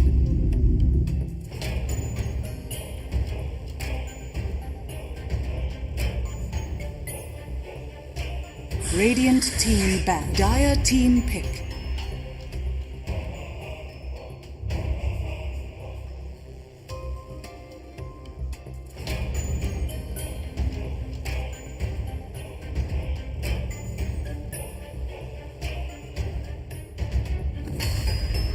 Ten seconds remaining. 5 Radiant remaining pick. Mareska has arrived. We are going to see Game 2 between Hellbear Smashers and Team NIGMA. You're watching DreamLeague Season 15, powered by Intel. It's the upper division of the Western European DPC League. And the first game of this series went the way of Team NIGMA, but it was a little sloppy from both teams. And we're going to find out if maybe Game 2 can provide us with a little bit of a difference from that. I hope it will, because we know they can do it. I also think that maybe this time Batrider, the Hellbear Smashers, they recognized Armen's Batrider play, hero spammer galore, and it's banned. Okay, and they'll stick to their guns, put Ace on a more comfortable hero, even though he does play the PA a bit. He did have a bit of a rocky one on that last one. Wraith King and AA. Tried and tested, very strong. Willow can play around this lane, though. If you do play up there, your Shadow Realm able to dodge that Wraith King stun can be pretty nice. GH did look kind of mortal on that Willow, though, last time around. Some mistakes, for sure, coming out from him, but hero's still very strong. Yeah, we mentioned as well, like his skill build as well didn't really feel very patch-driven. It's kind of more maybe like a comfort style of level skill build. We're mainly referring to the fact that he put more points into Realm rather than the Bramble Maze, the Maze having multiple buffs. I guess for NIGMA here, like, they could just pick up their off lane to deal with, like, the lane that you already see, the A Wraith King. There is minimal flexibility here. So. Yeah. Still, I mean, it is a susceptible hero to it, but you can still just do the Mars. I think it's the good combo overall. Mind Control did die a few times, but he did his job in the last game. Yeah, previously they picked the Warlock up in this at this point. Yeah. And I think it did do its job. It wasn't the strongest performance, but it's a strong hero overall. I mean, technically, Game 2, it can only get better for Misery and for Kuroki. So that's about it. Silver linings. Love it. They're taking their time, though. They're actually going heavily into their bonus time for a second pick, which is very unusual. Mind Control's talking a bunch, so they're considering his hero. Okay, so they're going to go for the Timber for more, I guess, like, lane pressure in a way, because it is the strength, strength hero. Wraith King does get really heavily punished by it, but AA can also be pretty good versus Timber in mid-game. Yeah, I think that's the idea that in Game 1, Smashers brought two supports to the off lane. They're punishing GH, but not really killing off Mind Control. And now when you pick a Timbersaw, you basically force Smashers to go, with your opening, you need to try and upset this early portion of the game. You have to give RTW this free farm, and it kind of keeps the map kind of in the favor of NIGMA just because of the Timbersaw pick alone. Okay, so then now they're protecting the Willow and the Timber overall here, since we know that big AoE damage going through the Shadow Realm, everything from Flash Strike, of course, will kill Willow, and amplified by AA, very good versus Timber. Sticking with the Deuce ban. Yeah, you got to do it, I think. Just like the amount of noise in this type of game, like you could see how RTW approached that first game. He's going for Battle Fury, he ignored pretty much every early engagement, he waited for him to have a game, then he joined in the fun. And I think that's, when you are playing with RMN and you have this kind of standing factor, you can't rely on like this dual core to be a win condition. Like, RMN did amazing making space, but like you need that kind of insurance policy in your draft. Deuce is just ridiculous here right now. I think it's 7-0 in SCA right now, so which is quite ridiculous. For sure. So now here it's definitely going to be moving up in priority. Stormban, Nyx ban. Does that teach us anything? The Stormban is just getting a little bit more maybe respect potentially. Yeah. But the Nyx ban is just a reaction to the Timbersaw. I think when you are first phasing it, you do want to get rid of one here that's good. Smashers, their response to this is by picking this flexible Lina. Gilga will play it, but Storm, 9 times out of 10 when they pick Lina like this, it's like, yeah, you're going to play it. Yeah. I like it. Nice pickup there. Doesn't, it's so flexible, so it doesn't reveal a whole lot of anything, so I do like that. 10 seconds remaining. Yeah, and they got two relatively solid stuns. I guess Cold Feet, you could even count it as 3, you know? People like stuns. 0.5. 0.5? You know, they got to stay in the area long enough. Oh, you can let them stay in the area long enough by first having the Wraith King stun, then the Light Strike Array, then the Cold Feet that already is ticking over the Light Strike Array. There's no escaping. And that's why, you know, you've just described why Wraith King AA is such a strong lane together. Yep. How do Easy. they respond now? How do they respond? They are once again into their bonus time, but this one is a little bit more normal to decide which way they're going to go with their draft. I'm also curious, like, we know, well, on hindsight, we know that our man is a bat spammer. Mm-hmm. What does he play now? I mean, we'll find out. Because they don't have to keep sticking him on mid. They can be flexible with that. We got another Titan coming out. Okay, so that's likely to be, 90% chance for Kuroki. Yep. Although GH used to play it a lot too. Am I right in thinking that? I guess they could run it as 4 and put the Willow as the 5. Yeah. In a way, depending on which carry hero they would like to run. Yeah. Just tried looking at RMN's Pro Tracker. Uh-oh. Great website. 0 matches, 0 wins, 0 losses in the last 8 days. So unless he's playing on a Smurf, there's no information to go off. There is a Can you chance. look at the RMN Smurf? Do they have a? Does he actually have? He doesn't even have it up there. No, they don't have a Smurf on this side. Maybe he hasn't played in 8 days. What is? I do have him on friends though, so if I can run to the PC real quick, I can then. I think he removed me from friends. Very sad. Wait. Very sad. From the good old German team days. You're pretty savage on the panel nowadays, Shiba. Yeah, it's he fair. only likes nice. It's fair. I'm no Neutral longer panel. nice. I like the CT pick though. It works. It amplifies really nicely for the Willow in particular too. It gives vision. Mm-hmm. I think it boils down to the idea that there's going to be so much pressure on the Timbersaw. You now pick a hero that can start making the big stacks. You can continue making more from your jungle. And when the game gets a little bit closer, the team fight you lose with Timber, you now gain all of it back with your ET pick. So it's a nice kind of 1-2 punch. Great counter initiator too, in case there is someone getting focus fired. You stomp the back line so they can't follow up with all that big damage. More stuns! More stuns. Yeah. It's also more flexibility right now. Smashes with the second pick, they've picked a DK that can go off lane mid, the Lina that can go 4 on mid. You have no idea where these heroes are going to lane up until when they pick their final hero. Yep. I like it. Yeah. Plus armor as well versus ET for later stages. Nice, but it is DK into Timber. Yes. So that is always a little bit of a fear because there's a lot of damage. Timber and Willow, pre-BKB DK, you can just get shredded. And also another melee core. That's going to be playing into ET as well. So you're now playing into double strength into Timber, double melee into ET. This final pick has to be the biggest gotcha pick. Otherwise, they've kind of drafted themselves into what NIGMA's really playing for. Yeah, I do agree. And that Bristle is the counter to Wraith King. Simply because of the amount of pressure you apply on the map, you can steal all stacks. Wraith King can't farm any stacks. And yeah, the pressure that you apply from Bristle back into Wraith King, it is a counter to older time. Will that be the mid Bristle or something too? Or will they actually just put it straight up safe lane? I would like to see it safe lane, but I feel like with RMN, then you can maybe it's one of. I mean, does this still invite them for a ban on the Keeper of the Light that's still in the pool? With this DP ban, though, I kind of indicate that the Bristle is mid. That's what I'm thinking too. Radiant team back. Yeah, and they banned Viper, yeah, right? like now it's starting to seem even more so. So this is the hero that just parks in front. Now it's like. It's difficult a little bit for the AA because it's like, oh god, I gotta bless Timber, but then Bristle. Yeah, exactly. Oh my god, Fold, I love he saying that. He pulls away, it pulls away the focus away from the Timber Saw because now you gotta focus the Bristle a little bit harder. Too many heroes to hit with the ultimate. Yeah. So I think it's actually pretty cool if it is going to be that approach. And it's if it is a mid Bristle, you have the ability for Willow to leave that lane quite quickly, start making stacks. Bristle retreats over. So I like the mechanisms of their draft. But Smashers, they do have the last pick. They need to find some threat to the front line. They don't have it right now. I think if this is a Lina core, it will be somewhat disastrous. I think it has to be Storm's hero that unlocks the draft right now. Agreed. They ban out the PA. I think that might just be indicating that it is the Lina and the AA as the two supports more than likely because those two heroes just get one dagger and I'm dead.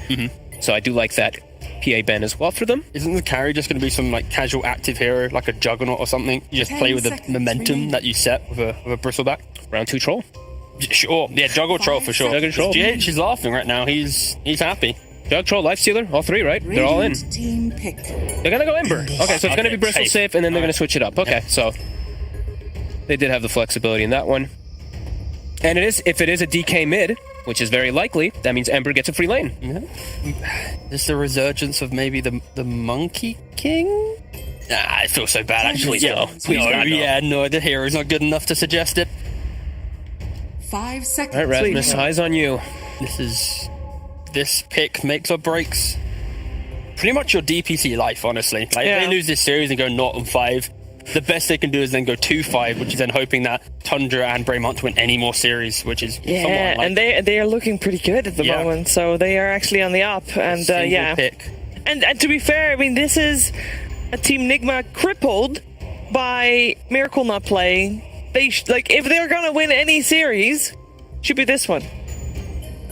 And Could be some funny lanes. There could be some funny lane stuff going on here, right? Because then if Ember does go mid and they put Lina mid, that's a really weird matchup for the Ember Spirit overall, and they could definitely move some stuff around and just, it's probably going to be scouting lanes. That's what we're going to see from NIGMA. Yeah, that's the difficulty right now. Like, you're mentioning the idea of, okay, Ember could go here and here, but that's where Smashers, they can't just pick this amazing last pick, because what happens if it's just Ember mid? Now they have to counter the Bristle. Like, what is this sitting position?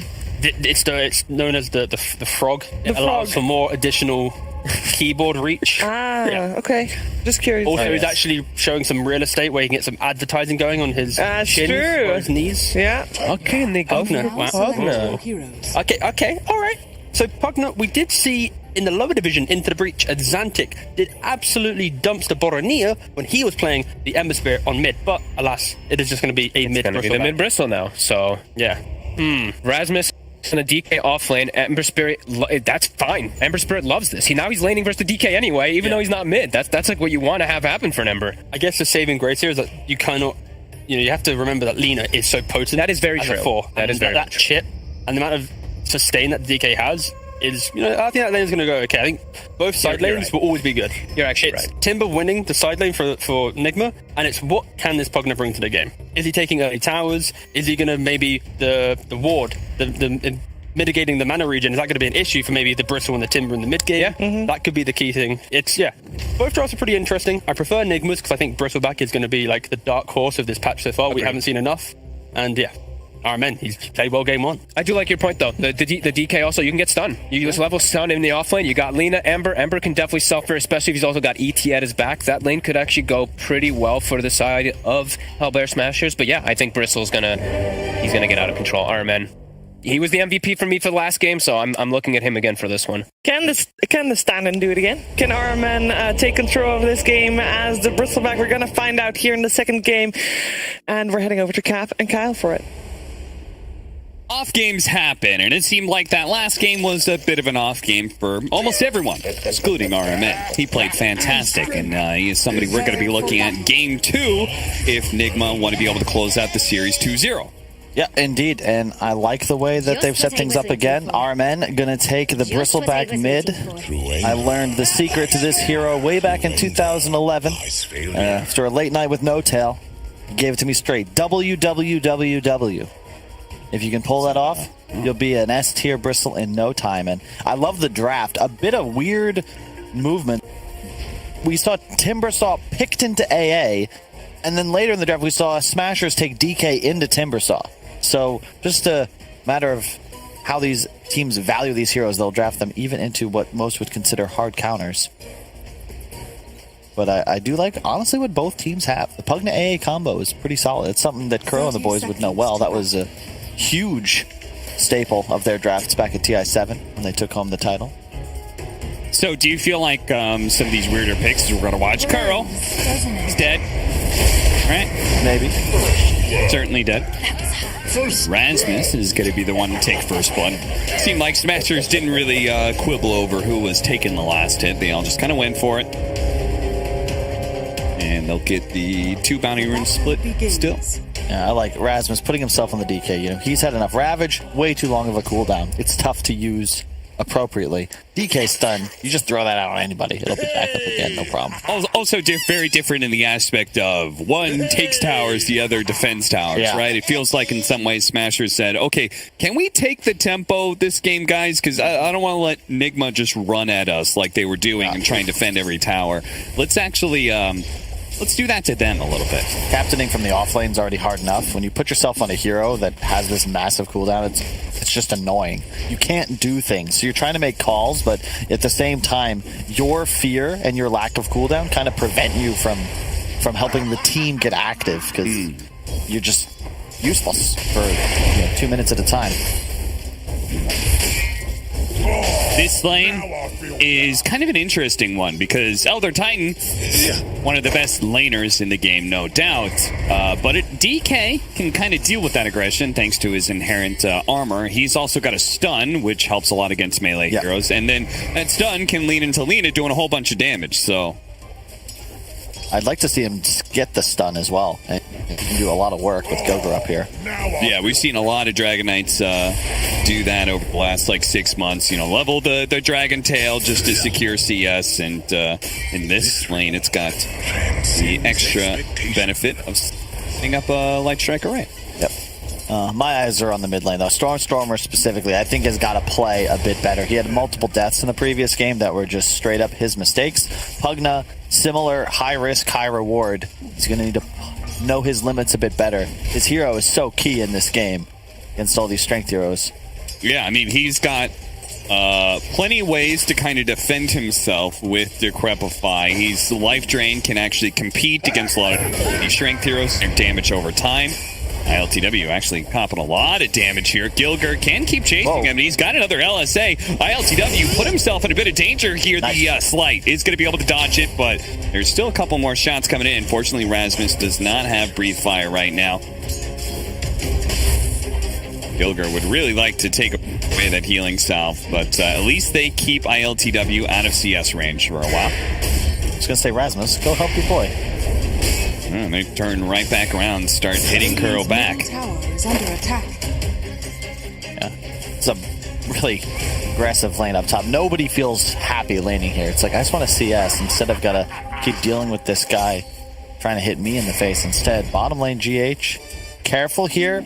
Ace wants to land the stun into Cold Feet combo. That's effectively 100% guaranteed, but if you go Shadow Realm, that'll of course disjoint the Wraith King Wraithfire Blast. But expect this lane to get a little harder for Smashers the longer it goes. Mind Control on Timber. Mind Control Timber Song could definitely start taking over the lane. So all important to try and win it now while you can. And they're doing a good job of it. 19-2 for the Wraith King. Though the Timber Saw has pretty good CS as well. Nice juke there. GH dodging the stun. That's for me. Let's see. All right, man. I want to also make sure that we see some stacking come out from GH. The benefit of having this Timber is that at a point you'll be able to ditch. He'll have enough armor stacks that he's just not going to go down. And then he can look to get hard camp and ancient stacks going, which will be very nice for his mid-bristle. Start clearing those as early as level 7 or 8. Ace is going to be run down here. Bramble's doing a lot of work. Ace still has his stun to protect himself if need be. But it's not. And yeah, this is about that time the lane's going to start looking pretty rough. And I don't know if they're going to be able to, rotate. Pugna certainly can deal with Timbersaw. If you have enough disables, then Life Drain just start working him. Yeah. But the trouble is that your only real active playmaker this game is actually ILTW. And if you check out the CS, he is not smiling. This lane, we talk a lot about Lina 4 position. It is just so frustrating to deal with. And yes, Shiver, it will be nerfed. Apologies. It's just a matter of time. It really is. It was just 2 patches ago that this hero was the strongest 4 position, and it's showing itself in this patch as well as being one of the best ones. I'm not sure why we rebuffed it. Me neither. It was like, this is the strongest 4, and it was like, okay, let's put a damper on this a little bit. And ILTW may actually still be... he's fine. He was actually dead there. They miscued. They landed both stuns at the same time. Rasmus was spamming it because he was losing vision in the trees. And then Gilgar hit his LSA, but the overlap means that will be an Ember that survives and also collects a free salve, courtesy of Kuro. But this is just an impossible lane thus far for the Ember Spirit. Finally has 2 points Flame Guard, but definitely not feeling good. 800 gold spent on consumable. What is his net worth right now? Show me Tofu's net worth. I need to see this. All right, so he's since the start of the game, he's netted himself about 250 gold. Hey, could be worse. This is where the Bristleback's lane becomes untenable. You can't really do much against a Stormer Pugna that just drains you. Yep. And this is where Stormer needs to be able to appropriately pressure. Nice LSA, making use of that added AoE. He's still dead, though, because there was that rotation from GH as Gilger will be found in the jungle. Yeah, you're all right with this, though. Yeah, 3 heroes, and DK's still farming. Can't really do anything to it right now. Yeah, unfortunately, same is true for MC on the Timber, as we watch him just pressure for Tofu. Yeah, and GH can rotate. What does Tofu do in this game? Yeah. What do you do as an ancient apparition at this point? You're just sad, man. Speaking of sad, RMN, same deal. The big difference here for Hellbear Smashers, and I like this change, they actually have tower damage, Cap. Previous game, they had nada. This time, you can actually do stuff in the mid game. A big part of why that last match was so hard for them was they lost their tier 1 mid and their tier 1 top before they even really got any pressure going. They had to backdoor towers and hit them for 15 seconds just to get the structure damage, and this time it'll be a lot simpler for them. You see Stormer, like, I like that him as Pugna, he treats taking this tower as like a hugely important objective. He's really trying to take it as quick as possible so he can start rotating around and helping some of his side lanes. Maybe even empty out that mid lane for someone like Tofu, who doesn't currently have a lane to play in. It's just so funny watching Armin. I don't think that's gonna... I thought he was actually just gonna decrep and drain there, but wants to go buy his arcanes, I'd imagine. Yeah. There we go. That's what I expected to see. You can see Armin, he's pulling the creep wave, likely over to the jungle. I think he should have done that a bit earlier. I've seen some bristles do that as early as 3-4 minutes into the game to make it a part of their rune control, but also allows them to accelerate their farm. Now the tri-lane comes to top. For the Dragonite, it's a good time. He's level 6. They just add in the Ancient Apparition. Just another body to kind of join in. It's not like he's helping bottom lane anyway. And they can go ahead and start hitting that safe lane tower together. Yep. Or they're actually going to fake it out of here a little bit. They're moving both the supports to mid. Dire's top tower is under attack. Armin is going to stack the Ancients. Nice job. Where are the supports going? Okay, just stacks. That's it. Tofu would love a lane somewhere, but it doesn't really exist. It's a tough AA game. 3 cores that are really happy to just run at you. You get the ward. Well done. That's something. Ooh. Barely living there, GH. Share in your wisdom, Titan. Okay, is he dead? He's dead. And Gilger very likely had his life traded out, but the DK could still come over and help him, certainly. They hit the stun onto 2, the LSA onto 2 as well. Rasmus keeps him back and keeps Gilger alive. Yeah. Radiant's bottom tower. But that is the Timber factor we can witness in the bottom lane. There's nothing you can do. It's why this hero is a first pick. It's why they're willing to take it into even the AA counter. Oh, hey! Hey! A fairy's trinket! Just what I always wanted. Wow. Like he was destined. They have DK form ready. Expect Mind Control to TP top momentarily, though, as he is your counter pusher.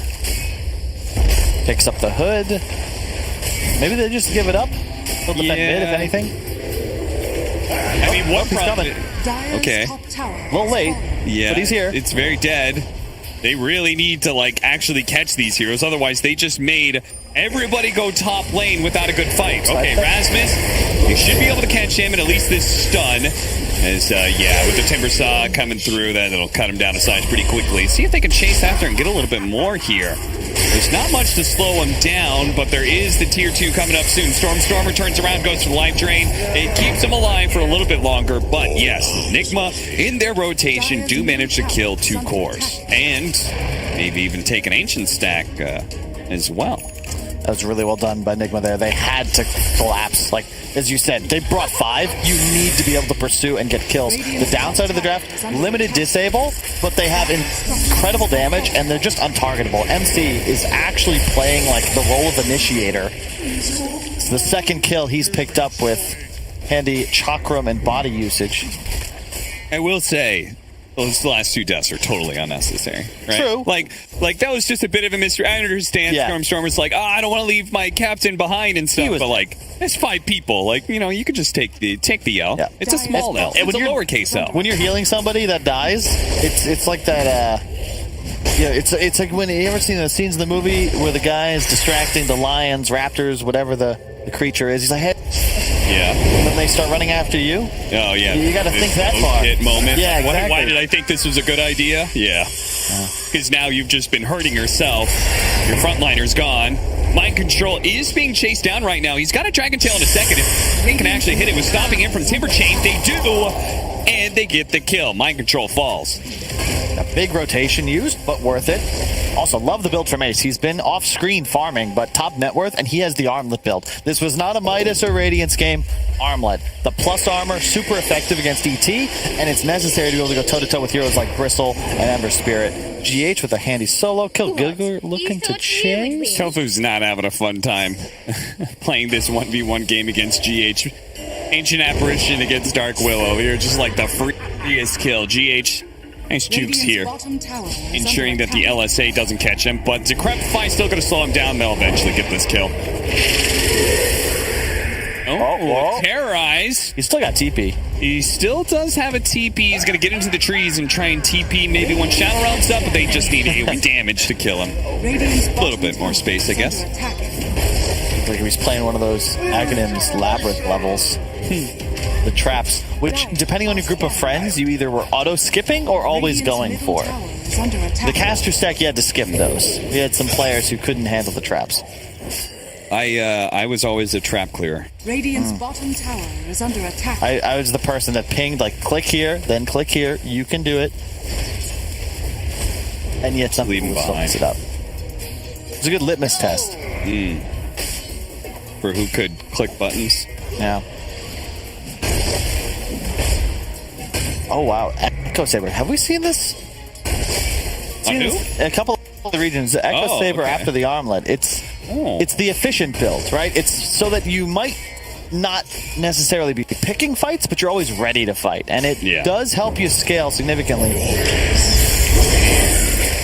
Big amount of burst damage. Rasmus, he is very tanky, but Timbersaw, it just makes any of these strength heroes look so easy to deal with.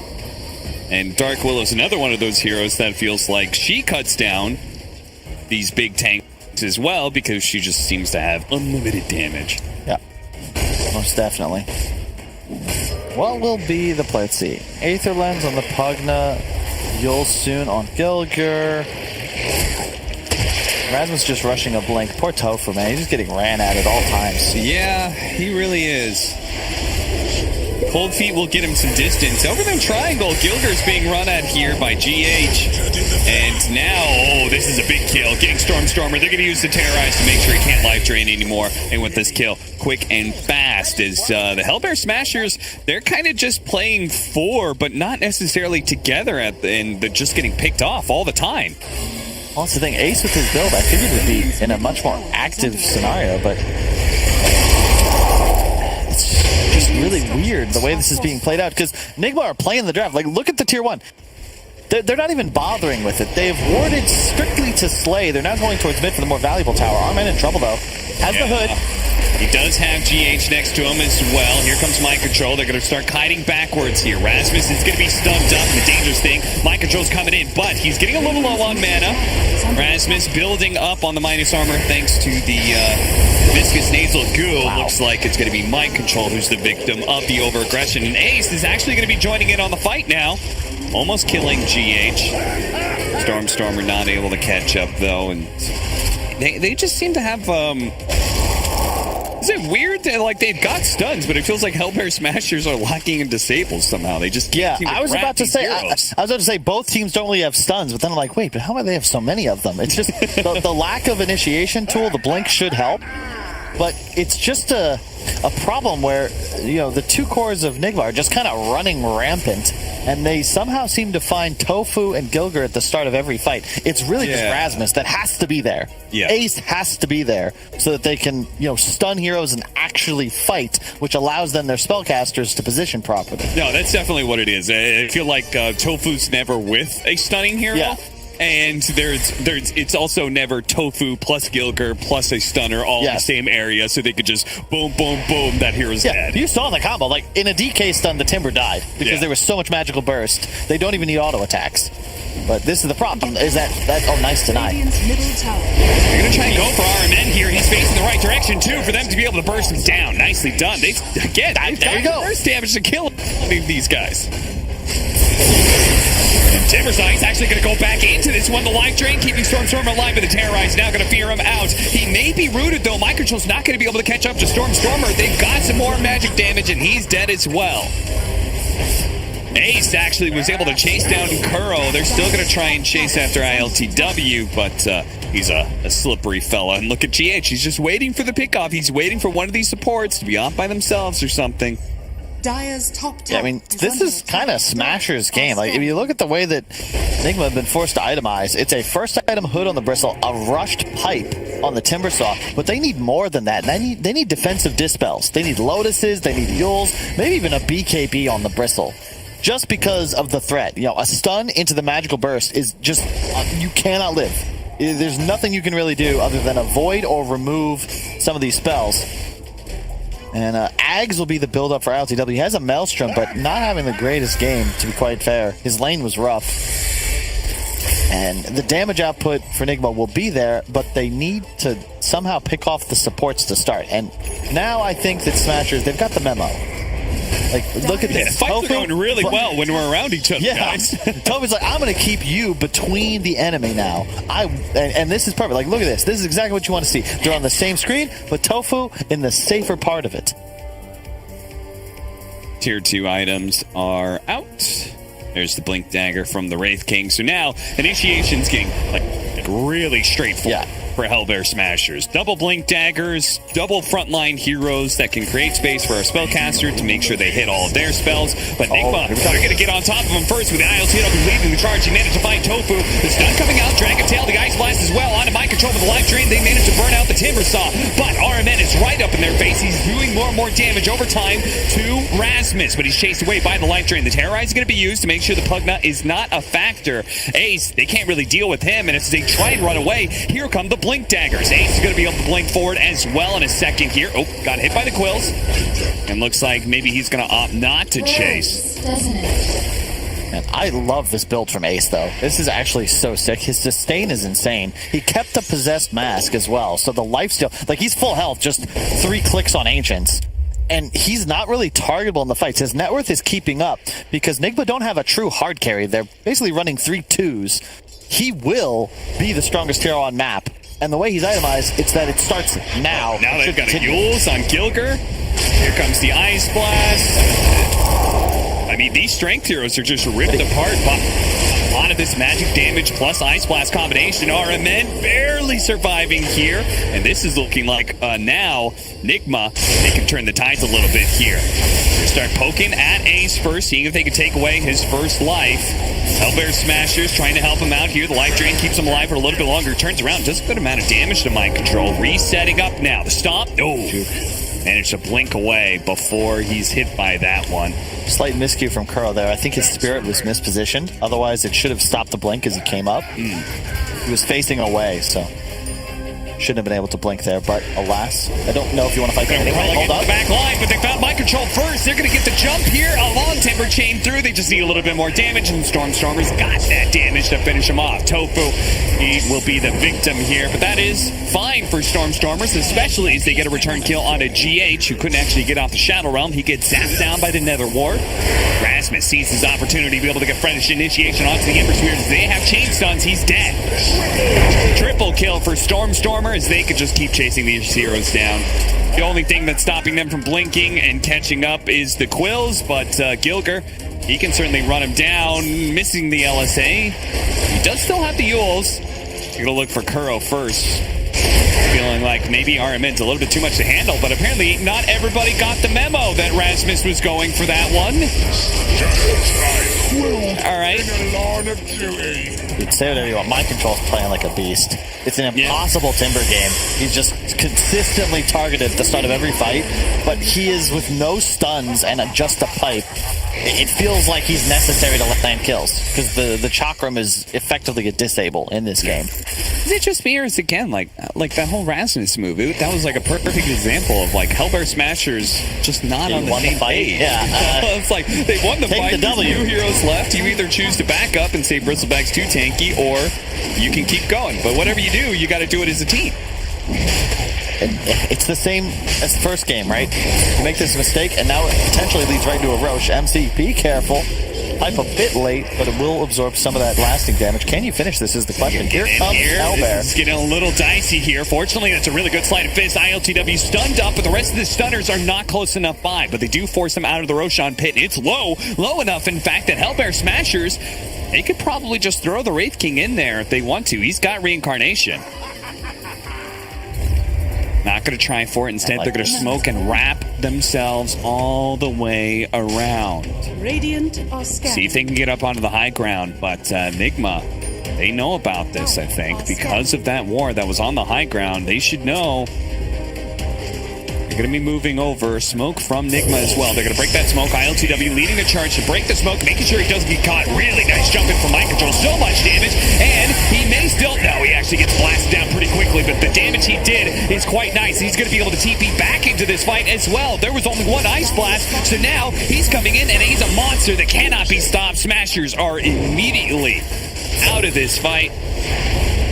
They're going to be chased down. It did cost them the buyback on Mind Control, but now NIGMA are looking good to be able to finish up that Roshan. Mind Control proven why he's been a champion player for literally years. Like, the cojones. He knows exactly what the plan is. He's going to do max damage combo to 2 heroes. He'll die. He'll buy back. To your point, there's only the one Ice Blast that should be able to secure them the Roche. There is a buyback on just Alina, but I don't think you can fight this anymore. I don't know. I did read some Reddit comments that definitely said Mind Control was washed up in that. So, I mean, look at his net worth. He's got to have most hero damage done at this point because I'm just watching him consistently land spells on everybody. Yeah. All right, it's close. Either way, look at the net worth. Net worth, you're buying the damage for a lot cheaper. Okay? Yeah. That's what I'm trying to say. Okay. So we compare net worth. How about damage taken? The damage taken numbers. All right, now damage taken, he's got to be on top of the board, right? I don't know if we have those numbers. I bet that's still RMN. It's possible. Either way, he knows what he has to do, which is mostly just die. He'll be going for the Lotus. They're going to need one of those. Here comes the Ice Blast. Oh, no. Mind Control. I'm sorry. I did it to you. He does have an Aegis, so they're going to be able to take that Aegis away. But if NIGMA can make a rotation fast enough, they might be able to punish for this one. Mind Control knows it, too. He's going to turn back in. Immediately tries to catch somebody. There's the Bramble. They've caught Stormer. And that ends up being, it's not like an Aegis for a full team fight, but that's a great pick-off. Especially if they get Ace as well, but they don't have a stun, so... All right, man, dropping an item there, but of course, Ace is not going to be stopping his TP for anything. I think you take those. I'm a little shocked, Stormer. Talk about builds that have no care for self-preservation. Octarine Core Blink Dagger. He's the save. He's the healing in the back line.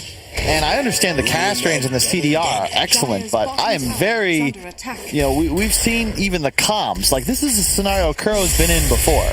When in doubt, that's the strat. That's the game plan. So you have to be really cautious. Like the wording, if you're naming out, it's just about getting vision, finding the back line, so that you can bypass the 2 strength scores and just immediately find the AA to lean out the opponent. You take it out quick, give out the W, the jump, that'll be your win condition. It is concerning, though, that NIGMA have been doing okay for themselves in the last couple of fights. I would say they've won the last 2 or 3 engagements, but they're still down 2K net worth, and But am I wrong about this? I feel like Wraith King is going to be the biggest, baddest core in the game. Yes and no. The ET is a bit of an equalizer. Okay. Here comes the smoke, and there's now a BKB on the Ember. So in theory, Nigma should have an edge in this fight. And Bristle also, later on in the game, you kite Wraith King very effectively. It's going to be tough for Ace to win this game unless they're able to take team fights starting now in the right manner. Because if you're suddenly one carry against 3 cores and number 2, 3, 4 on the net worth chart, that's when it gets really shaky for you. Yeah. Dire are scanning. All right, well, they smoke in aggressively into the enemy jungle here. They can push in the lane, maybe take this tier 2, see if NIGMA wants to trade or if they want to defend. It's looking like NIGMA may just go for maybe a bit of both. Leave the Bristleback to hit the tier 2 and make a smoke rotation, and Bristleback can TP in. So they're actually going to defend, but they're feinting like they're just trading. Radiant structures are fortified. This is a very... Here it comes. He's going to start TPing in now. Armen shows himself right as the rest of his team is right behind all the... Oh, no, he blinked away. ILTW, he's on the hunt for the Pugna, but now he's been caught by the Yule Scepter LSA. Fortunately, he's got a BKB, so let's shrug that off. The initiation only killing Gilger here. So far, Rasmus, he's in pretty far, and he's chasing after Kuro. But the rest of his team may need his stuns. Whoa! Actually, force him in order to hit the stomp and TP out. That's a cute move. GH, he dies, but immediately buys back. He sees that Ace is definitely dead. And Stormer, well, he's going to turn around and try and go for this kill. But because of the buyback on GH, he's got to terrorize. He's got disables to make sure that the Pugna will be chased down by RMN. And look how fast he's moving. Catching up to Tofu now. Hit so damn hard, but it wasn't quite enough damage. Man, that was a sick fight. You can see, say, LTW, he saw the AA, completely ignored him, went straight for the Pugna, but a sick blink by Stormer preserves some sense of ability to fight that out. NIGMA still takes the W. Really good play by Crows. You saw the 4-step into the stomp. They kill Ace, which is huge, and they get the Pugna. Kuro, that's a little bold.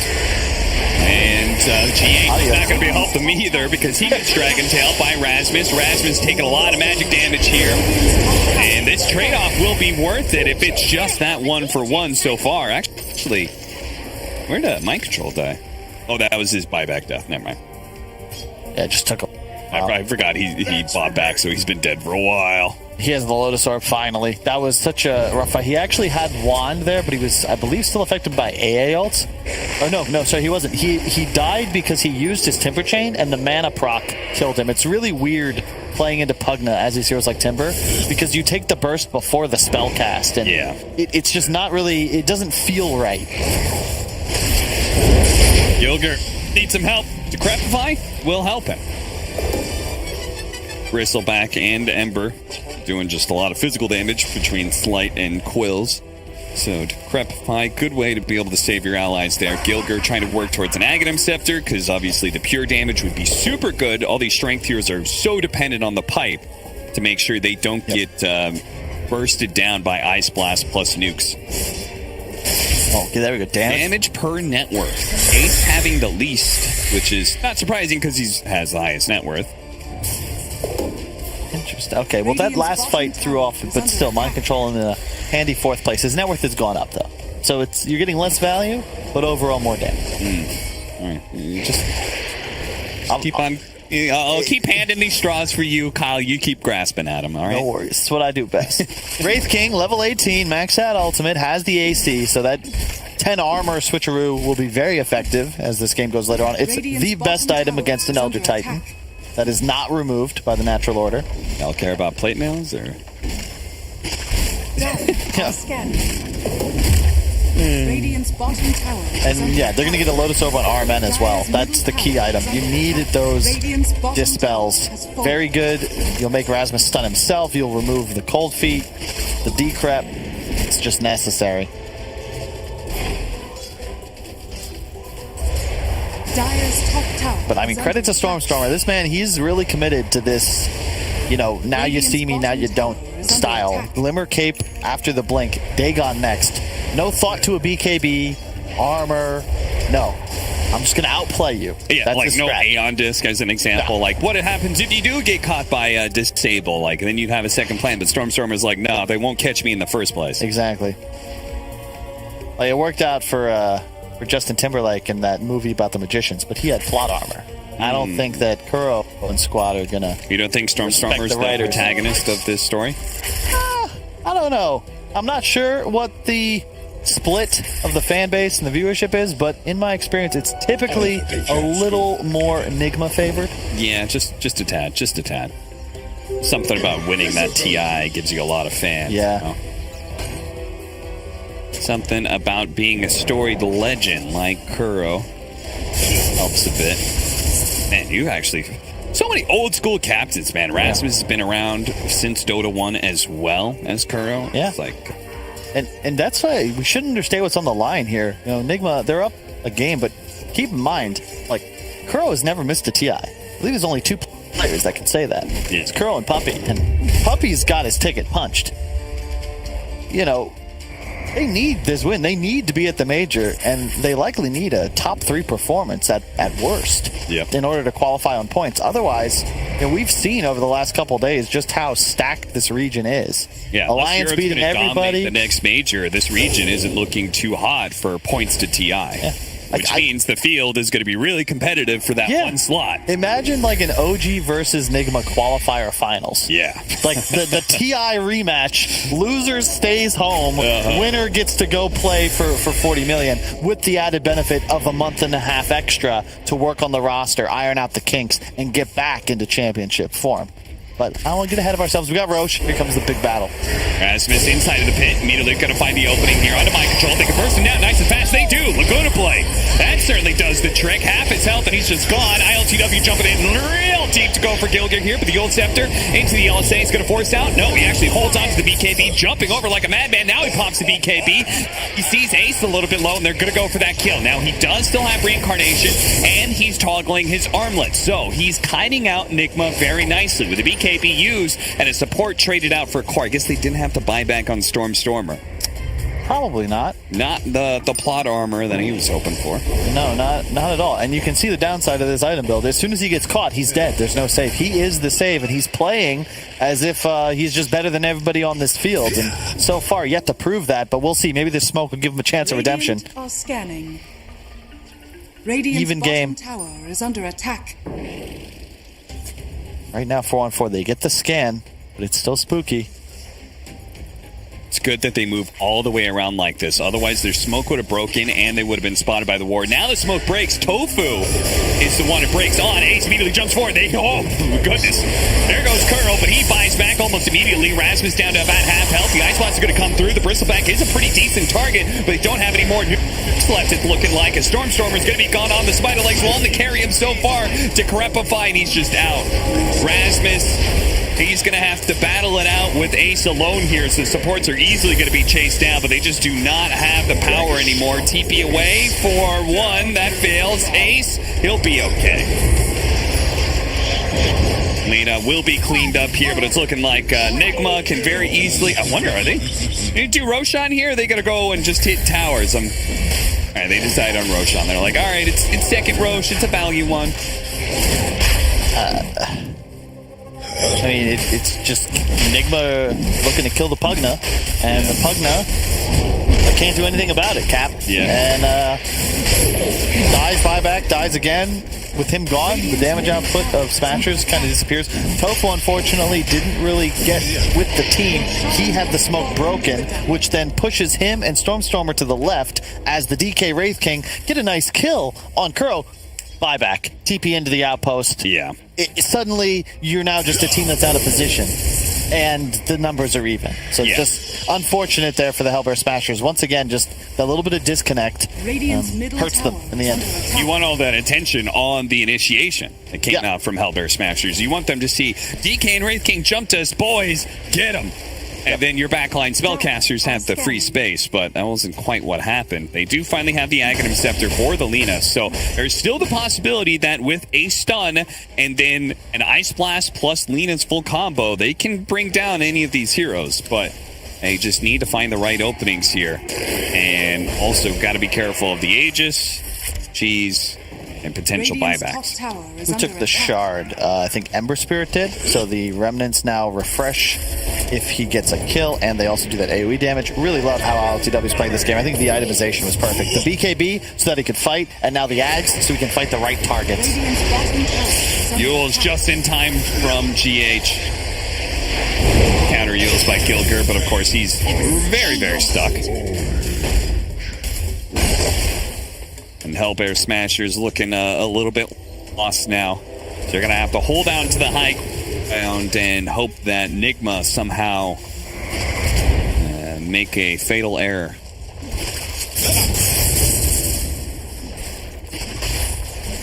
$7,000 net worth lead for NIGMA at 35 minutes in, 20-26.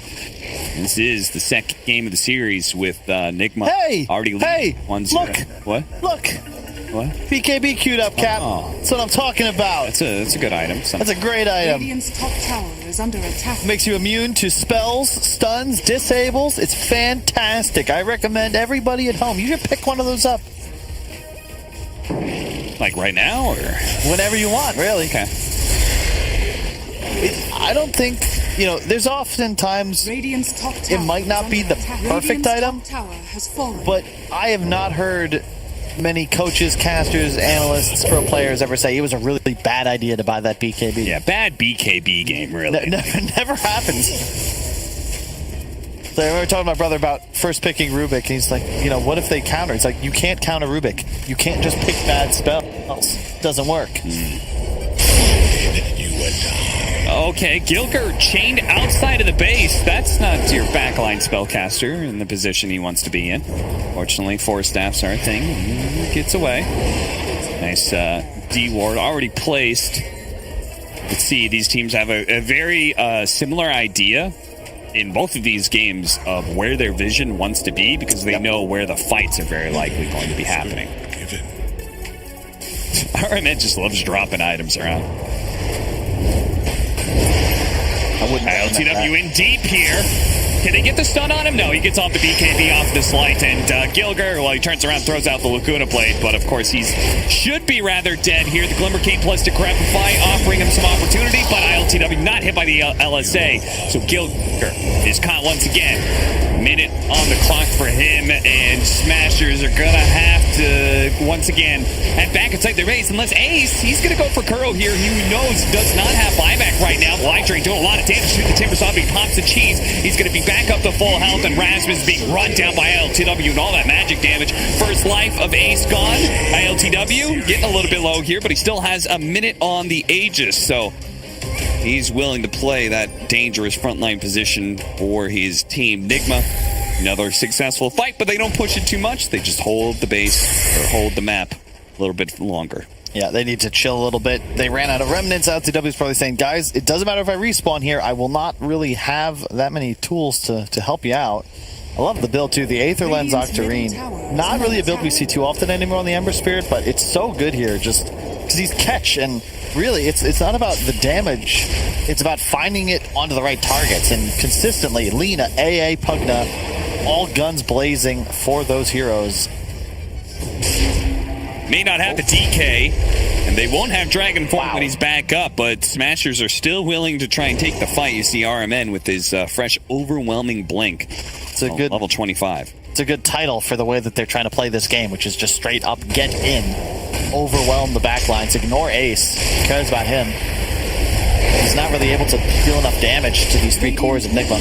Yeah, they're going to start poking at him now because he's the only hero that's outside of the base. Rasmus popping his BKB to try and get an initiation here. RMN feeling himself. I don't really see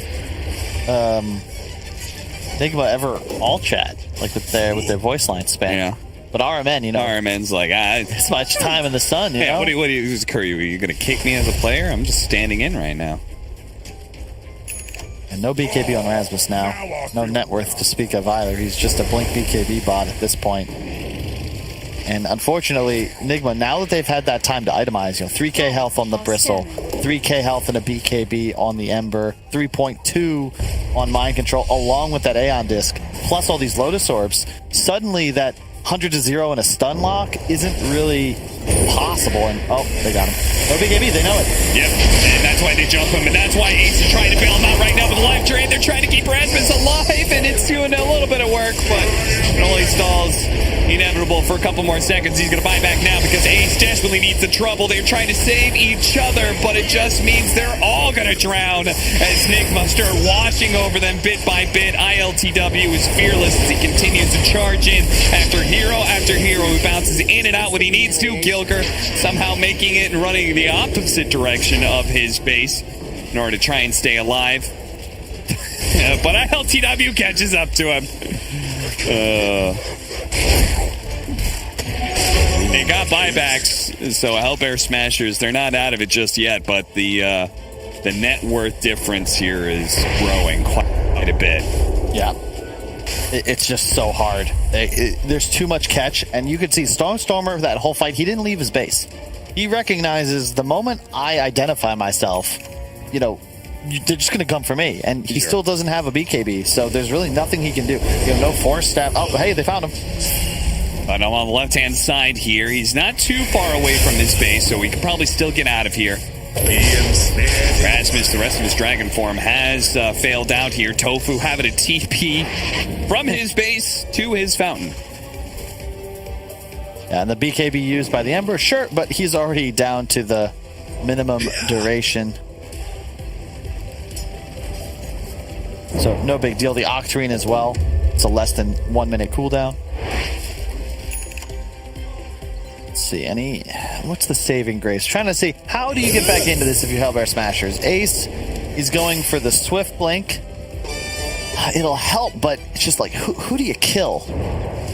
Yeah, they need a way to be able to control up ILTW because he's doing so much damage in these fights. Rasmus is out way deep. Maybe he can blink. He does. Now, this is an opportunity maybe for somebody to help him out, but it looks like maybe he's still too far away. BKB going to be used. The Ice Blast actually will hit my control here. The Aeon Disc will keep him topped off. So no chance at a rebuttal from Hellbear Smashers. Ace also being found here, this time on the other side of the map. Hellbear Smashers split all over the place.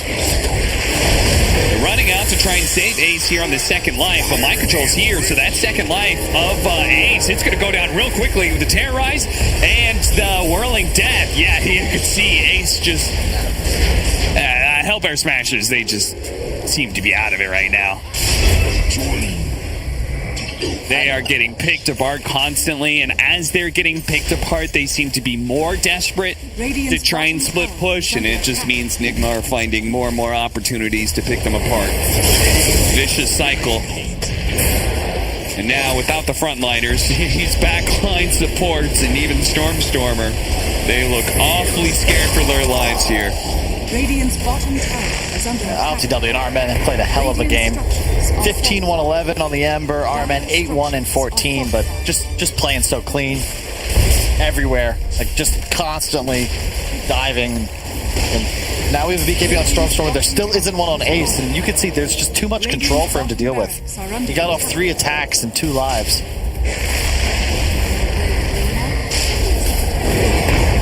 Retreat. Stormer keeps on poking at them and blinking away before he gets caught, but the problem is he's losing objectives in the process.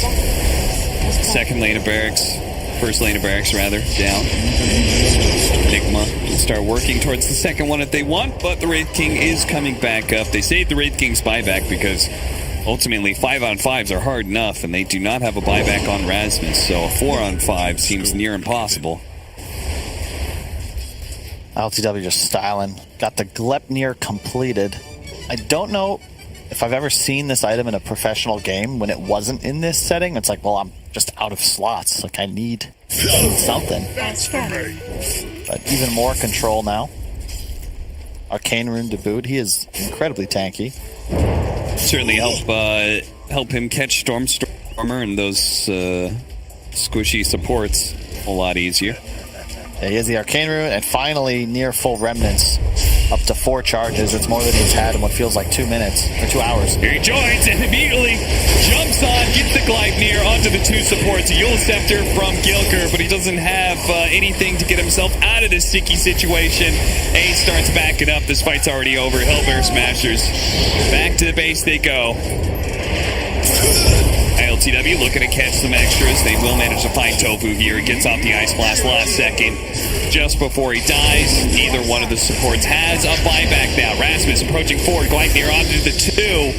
They can keep chasing him as Rasmus is dead, and they know there's no buybacks left. They can just kind of keep running at Ace. Man, talk about an Arcane Rune being value. Yeah, seriously. He is all over the place. ILTW now popping the BKB before Ace can hit him with the stun. Radiant's top tower is falling. Radiant's top barracks are under And even when Stormstormer is able to just chill out inside of his fountain, NIGMA can still win this fight. But instead, they're going to opt for objectives, get megas, while Hellbear Smash just don't have the buybacks. Time to put an end to this series. It's looking like a Stormstormer steps forward and finally does get caught. He's going to use the BKB, clear off all those stuns. And don't forget also, just Kuro with his spirit is removing all of these heroes in a magical resist. Yeah. It's a very chill ET game. Gilger coming back. Tries to help Stormstormer. Doesn't look play. They do manage to get the kill, and he actually doesn't have buyback.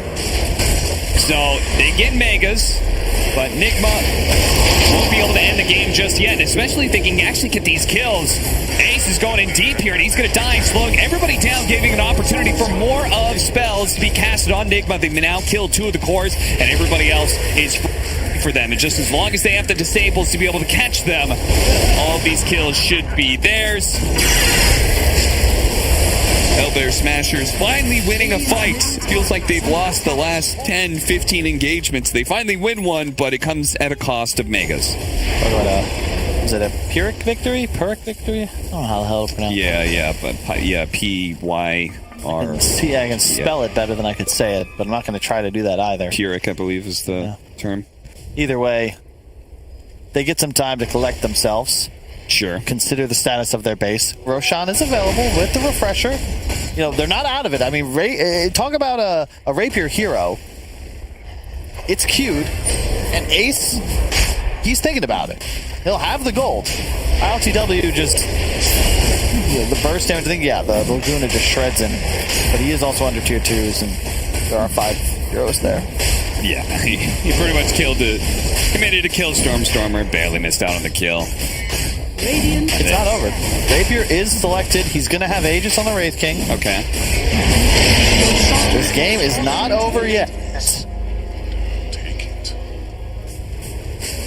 They just have to deal with ILTW. Now, keep in mind, check out the buyback status. They don't have any on this Dire side. Not a single... Mind Control, of course, he's got his. One responsible player on the team. Everybody else, not the gold. Okay. 2 responsible players. I guess LTW's got his soon. He'll have to farm up a little bit, but just be conservative. Push the lanes, poke and prod. Let the creeps do most of the work. I'll take that. Who took the refresher? Wraith King. Oh, it's refresher. Okay. They might have preferred an Ags, but they don't even know who it would have gone to. Oh, it was maybe Wraith King. Yeah, just because everybody's having struggling to stay alive. If they die, at least they can get some spells off. We don't see more Wraith King Ags. It's pretty bonkers. Like, it's one thing. It's like, okay, we survive an extra 7 seconds. You also get 70 attack speed, 25 move speed, 25% move speed. Yeah, like that's pretty good. You can still spell cast and like auto attack. Really, you're untargetable. Return of the King sort of situation. These ghosts just swarming over you. That's the only part, by the way, of the entire trilogy that was a bit off to me. It's like, why didn't we just, like, I understand the whole thing with the oath and everything, but couldn't we just extend that to, hey, go get all the bad guys? He gets a couple of swings onto ILTW. The Ice Blast is coming in as well. That's also going to land onto ILTW, but his BKB is keeping him rather healthy here. Gilger going to be chain stunned up right now, but Rasmus does manage to get in there. The problem is the damage, even with the Ringer, is looking kind of wimpy. NIGMA just continue to kite around Ace constantly while killing all of his allies. Ace has got another blink coming up here. So you can jump back in. No, they're going to hold around the tier 4s while their Lena's dead. But Gleipnir, mind control, missing out. Chain just a little bit shy. Definitely could have killed Rasmus. May end up losing his life as a result. Trades out for Rasmus here. Ace trying to find something to hit, but good golly, Miss Molly, he just cannot seem to actually hit heroes for very long. He just kited around.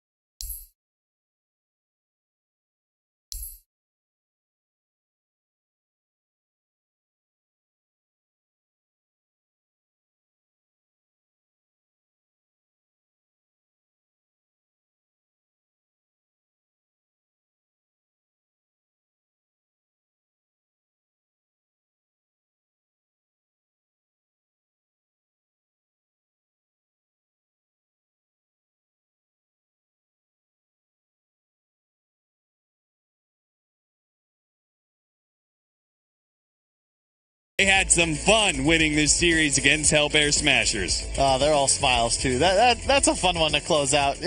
You're a little frustrated you can't do it with Ace, but, I mean, they're just... It's like he's tied to a tree and they're just dancing around him. Yeah. They slowly kill the throne. That was Defense of the Ancients, and unfortunately, he just can't hit anybody long enough. Like, No. He's maxed out. It's still not enough, Cap. NIGMA, they certainly just totally broke down this Ace Wraith King. Farm as much as you want. It doesn't matter how many items you have if you're always stunned. Pretty wild game. 51 minutes in the end, but it was very convincing. Despite having a stand-in of their coach and RMN and playing the mid lane for them, a role that he is not totally experienced with, they still managed to pretty easily, I would say, bring down Hellbear Smashers in a 2-0. Thank you, Cap and Kyle. Yeah, if only there was an item that could prevent you from getting stunned. Who knows? We're going to talk about Game 2, about the series, and, of course, talk to one of the winners very, very soon. Press the button. No. It didn't work. It's not working. It's not working. After the break. After the break.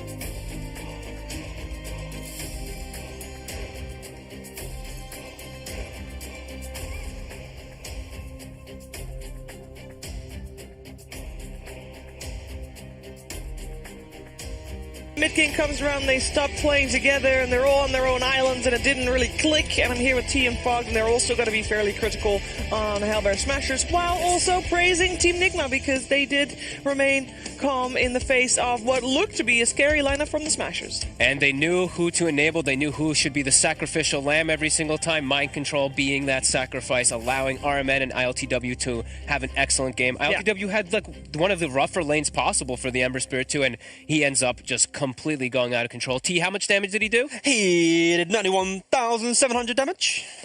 Highest damage by far in the game, almost double the next, I believe it was. Unbelievable performance from him. And RMN literally dying like once, right? I think in the game too. Just, they always knew which ones to enable, and My Control tanked like every AA blast in the game. I mean, it was. He did. No, he literally tanked every had like AA a show blast. of ice blast. I was like, timber. Yeah, he died a lot to the ice blast. I mean, you need to have one of those. I mean, though. you just got to soak it up. You know, when you got two big boys, if big boy A tanks it, guess what big boy B does? He doesn't tank it. not, RMN just pops off 12, 2, and 15 on him. And just a really good game from the standing. It's incredible performance, honestly. It is great performance. We're also going to hear from Purge, and he has something to say about the Tanky Boys. Also, the Tanky Boys versus the Chain Stuns.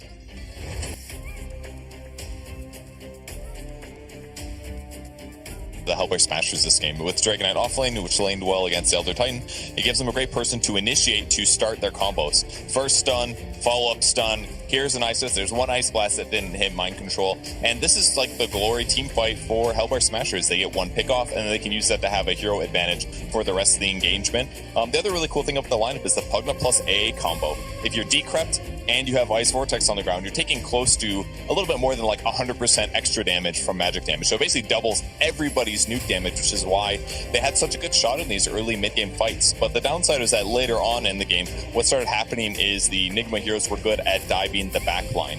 And both the Lina as well as the AA did not have very good ways to defend themselves, and they didn't have enough like big AoE team fight to make that happen either. Mind Control did take most of the nukes here, but here's the problem.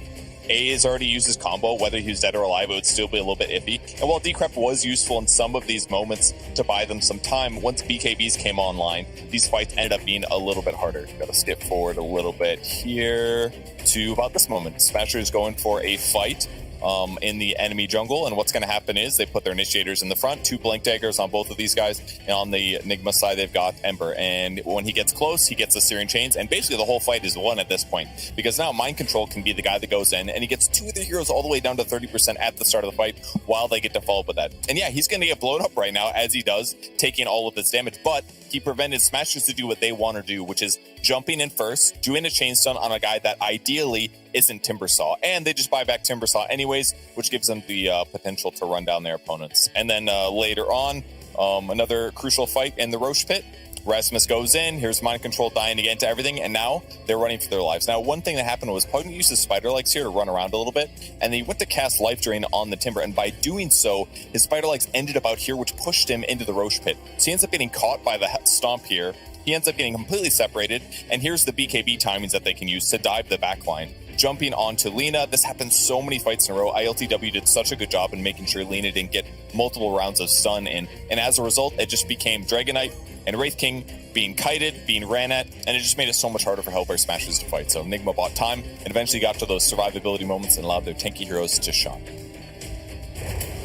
Yeah, and their tanky heroes that definitely shine. On the other side, I do want to quickly talk about Hellbear Smashers as well, because I think that a lot of people are with me when they say, like, this game 2, Fogged, should have been theirs. Yeah, they had great setups and great ways to disable heroes, but Ace's build for me was a little bit weird. The Echo Saber, I could see what he was trying to go for, but never getting a BKB was the really weird thing, because I saw several fights where GH would Curse Crown him, throw him in the air, he drops down, he puts Brambles, throw him up again, maybe even solo kill him as the Willow, comes back, puts more Brambles. He just controlled Ace in some of these fights completely, and in the meanwhile, you look at ILTW, diving past to the back, killing the AA and the Lina, also controlling Pugna. They're just doing so much more with that Ember Spirit, and just, Ace unable to actually stick on any heroes because of no magic. Ooh, and I believe we are now connected to none other than the man of the match. It's RMN. Hello, sir. Can you hear us? Good day. Hello. Good day. Hello. We can indeed hear you. Congratulations on the series, first of all. And RMN, I have to ask, you're playing professionally. This series here looked great. Do you ever get jitters to go back to not coaching but playing instead? I mean, the urge is always there to play. I mean, I love the game, but I am kind of happy with my position, to be honest. That's fair enough. Definitely fair enough. I have to also ask, you played Bat, Bristleback. They seemed like great fits for you. We know you're pretty high on the Bat Rider numbers of games. How did you decide to hit the heroes with your team? Did you already beforehand say, hey, you know what, if you put me mid, these are the heroes I want to play? Yeah, of course, we did on short notice prepare. Like, I let my team know which heroes I play, and yeah, we decided for those. Was there ever very noob friendly heroes? Oh, you're definitely not a noob, Arman. Don't sell yourself short. I'm kidding. Was there ever a idea of changing the roles of the rest, like you not going mid, but you maybe playing either support or offlane or something else other than mid, or was it always like, okay, you know what, I'm standing in for Miracle, so I am going mid regardless? I mean, we did think about like getting another stand-in, but in the end,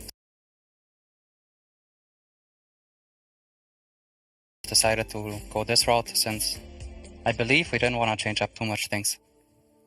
As in, Miracle is out, I just go mid, so we don't have to swap more roles, and it just that. It worked out great. No, Armin, hey, good to talk to you. It's been some time. I haven't seen you in some time, of course. Nice to talk to you. Yeah. You know, we had our opinions here about, you know, MVPs and stuff like that. I know you're a bit of a humble dude, but who do you think actually was your guys' MVP in the series? Because for us, we actually were choosing you because you looked great. Your Bat Rider was phenomenal, and just the stuff that you're doing on Bristle was really impressive. So, just wanted to hear your opinion. Happy to hear that, but if I had to choose one player, I think it will go to GH. Okay. Spellcasting is something else this game. Awesome. Game 2. Cool. All right. Again, congrats on the win. My question is, I was looking at Pro Tracker, looking at you and Kuroki, and it says that you haven't been playing pubs. Are you playing on Smurfs potentially, or are you just like not really playing recently? Again, you and Kuroki, that is, sorry. Snapman. How do I comment on this? Yeah, because he's not allowed to say certain things. Okay. So they're not playing on main accounts. Fair enough. I was just wondering if you focus pubs. I know some pro players, for example, they've taken a step back from just grinding out pubs, for example, and they focus on scrims. Exactly. Yeah. So that was mainly the question. Are you focusing more on scrims or pubs then between you guys? I mean, I can speak for myself. I do play pubs occasionally, but I mean, everyone does play pub in this team. Or did I misunderstand the question a bit? No, it just doesn't show that we're playing on these accounts, I assume. Okay, sure. Okay, you do have other accounts. That's the main question then. Thank you. All right. And busted. You know, Arman, this is not the first time that you stand in for the team, of course. Do you feel like, you know, since this is now, the third time that this happened within a year, are you putting maybe extra pressure and thought into like, okay, you know what, there is a chance that at some point I'm going to have to bust this baby out in a pro match. Like, are you putting extra pressure on your pubs that way? Not really. I mean, I'm always ready to step in if like help is needed, but I don't have any special approach for that case. Okay, that's fair enough. I mean, you've also been standing in for multiple different roles, so very, very versatile. It was an absolute pleasure seeing you play today. We obviously wish the best to Miracle as well, so if you could pass that along, that'd be great. But we're going to let you go. Thank you for taking the time to talk to us, and congratulations once again. Thank you. Congrats. Yeah, I mean, Team NIGMA also, they needed this win. We can take a look at the standings because, sure, sad for Hellbear Smashers that they lost here, but their performance here kind of show that they are at the moment where they belong. They have not looked too good after the first opening series that they've played, and they are 0-5 right now, so that means that their fate is no longer in their own hands, right? They have to play such awkward games now. They've got to play Alliance. Yeah. You know, they just lost to Brame, but they also need to play Brame. So they need to win those remaining 2 series, finish 2-5, and then hope that Brame also goes 2-5, with then Tundra or Secret or OG somehow also losing their remainder of their games. And it is tough to stay positive after some rough games for sure. You know, these dudes start to affect and start to wear down onto you when you haven't gotten a win. They haven't gotten a win in quite some time, right? You know, it's been 5 games since they had a win. Yeah. But they have been able to, at least of the 3 of their 5 series have been 2-1 losses. So Yeah. they have Yeah. had some type of momentum going their way, but yeah, not enough to string at least one series win to their name. Series, they looked good still. I feel like today we did not see the team the way that we saw them before. Yeah, I will say the team it feels like they are deteriorating a little bit, where like the start, we're like, okay, they're losing 2-1, but like they're still showing their class for the division. And then now it's kind of getting to the point where they lose, and they just feel like they're slowly losing pace, and maybe their identity and their approach to the game isn't maybe as to the level of other teams so far, or it's just something's not clicking right now, and you have to hope something does click, so maybe they can get tiebreakers. You never want to see a team just finish like 0-6, 0-7, sorry. Yeah, I mean, that would be very scary, and that would send them, I mean, not only to the lower division for potentially next season, but also it just puts them in a bit of a mental tough spot if they would play in the TI qualifiers, because that's what the teams are playing for, right? I mean, Hellbear Smashers, their chances of major gone. Yep. So they play for the qualifiers, Fogged.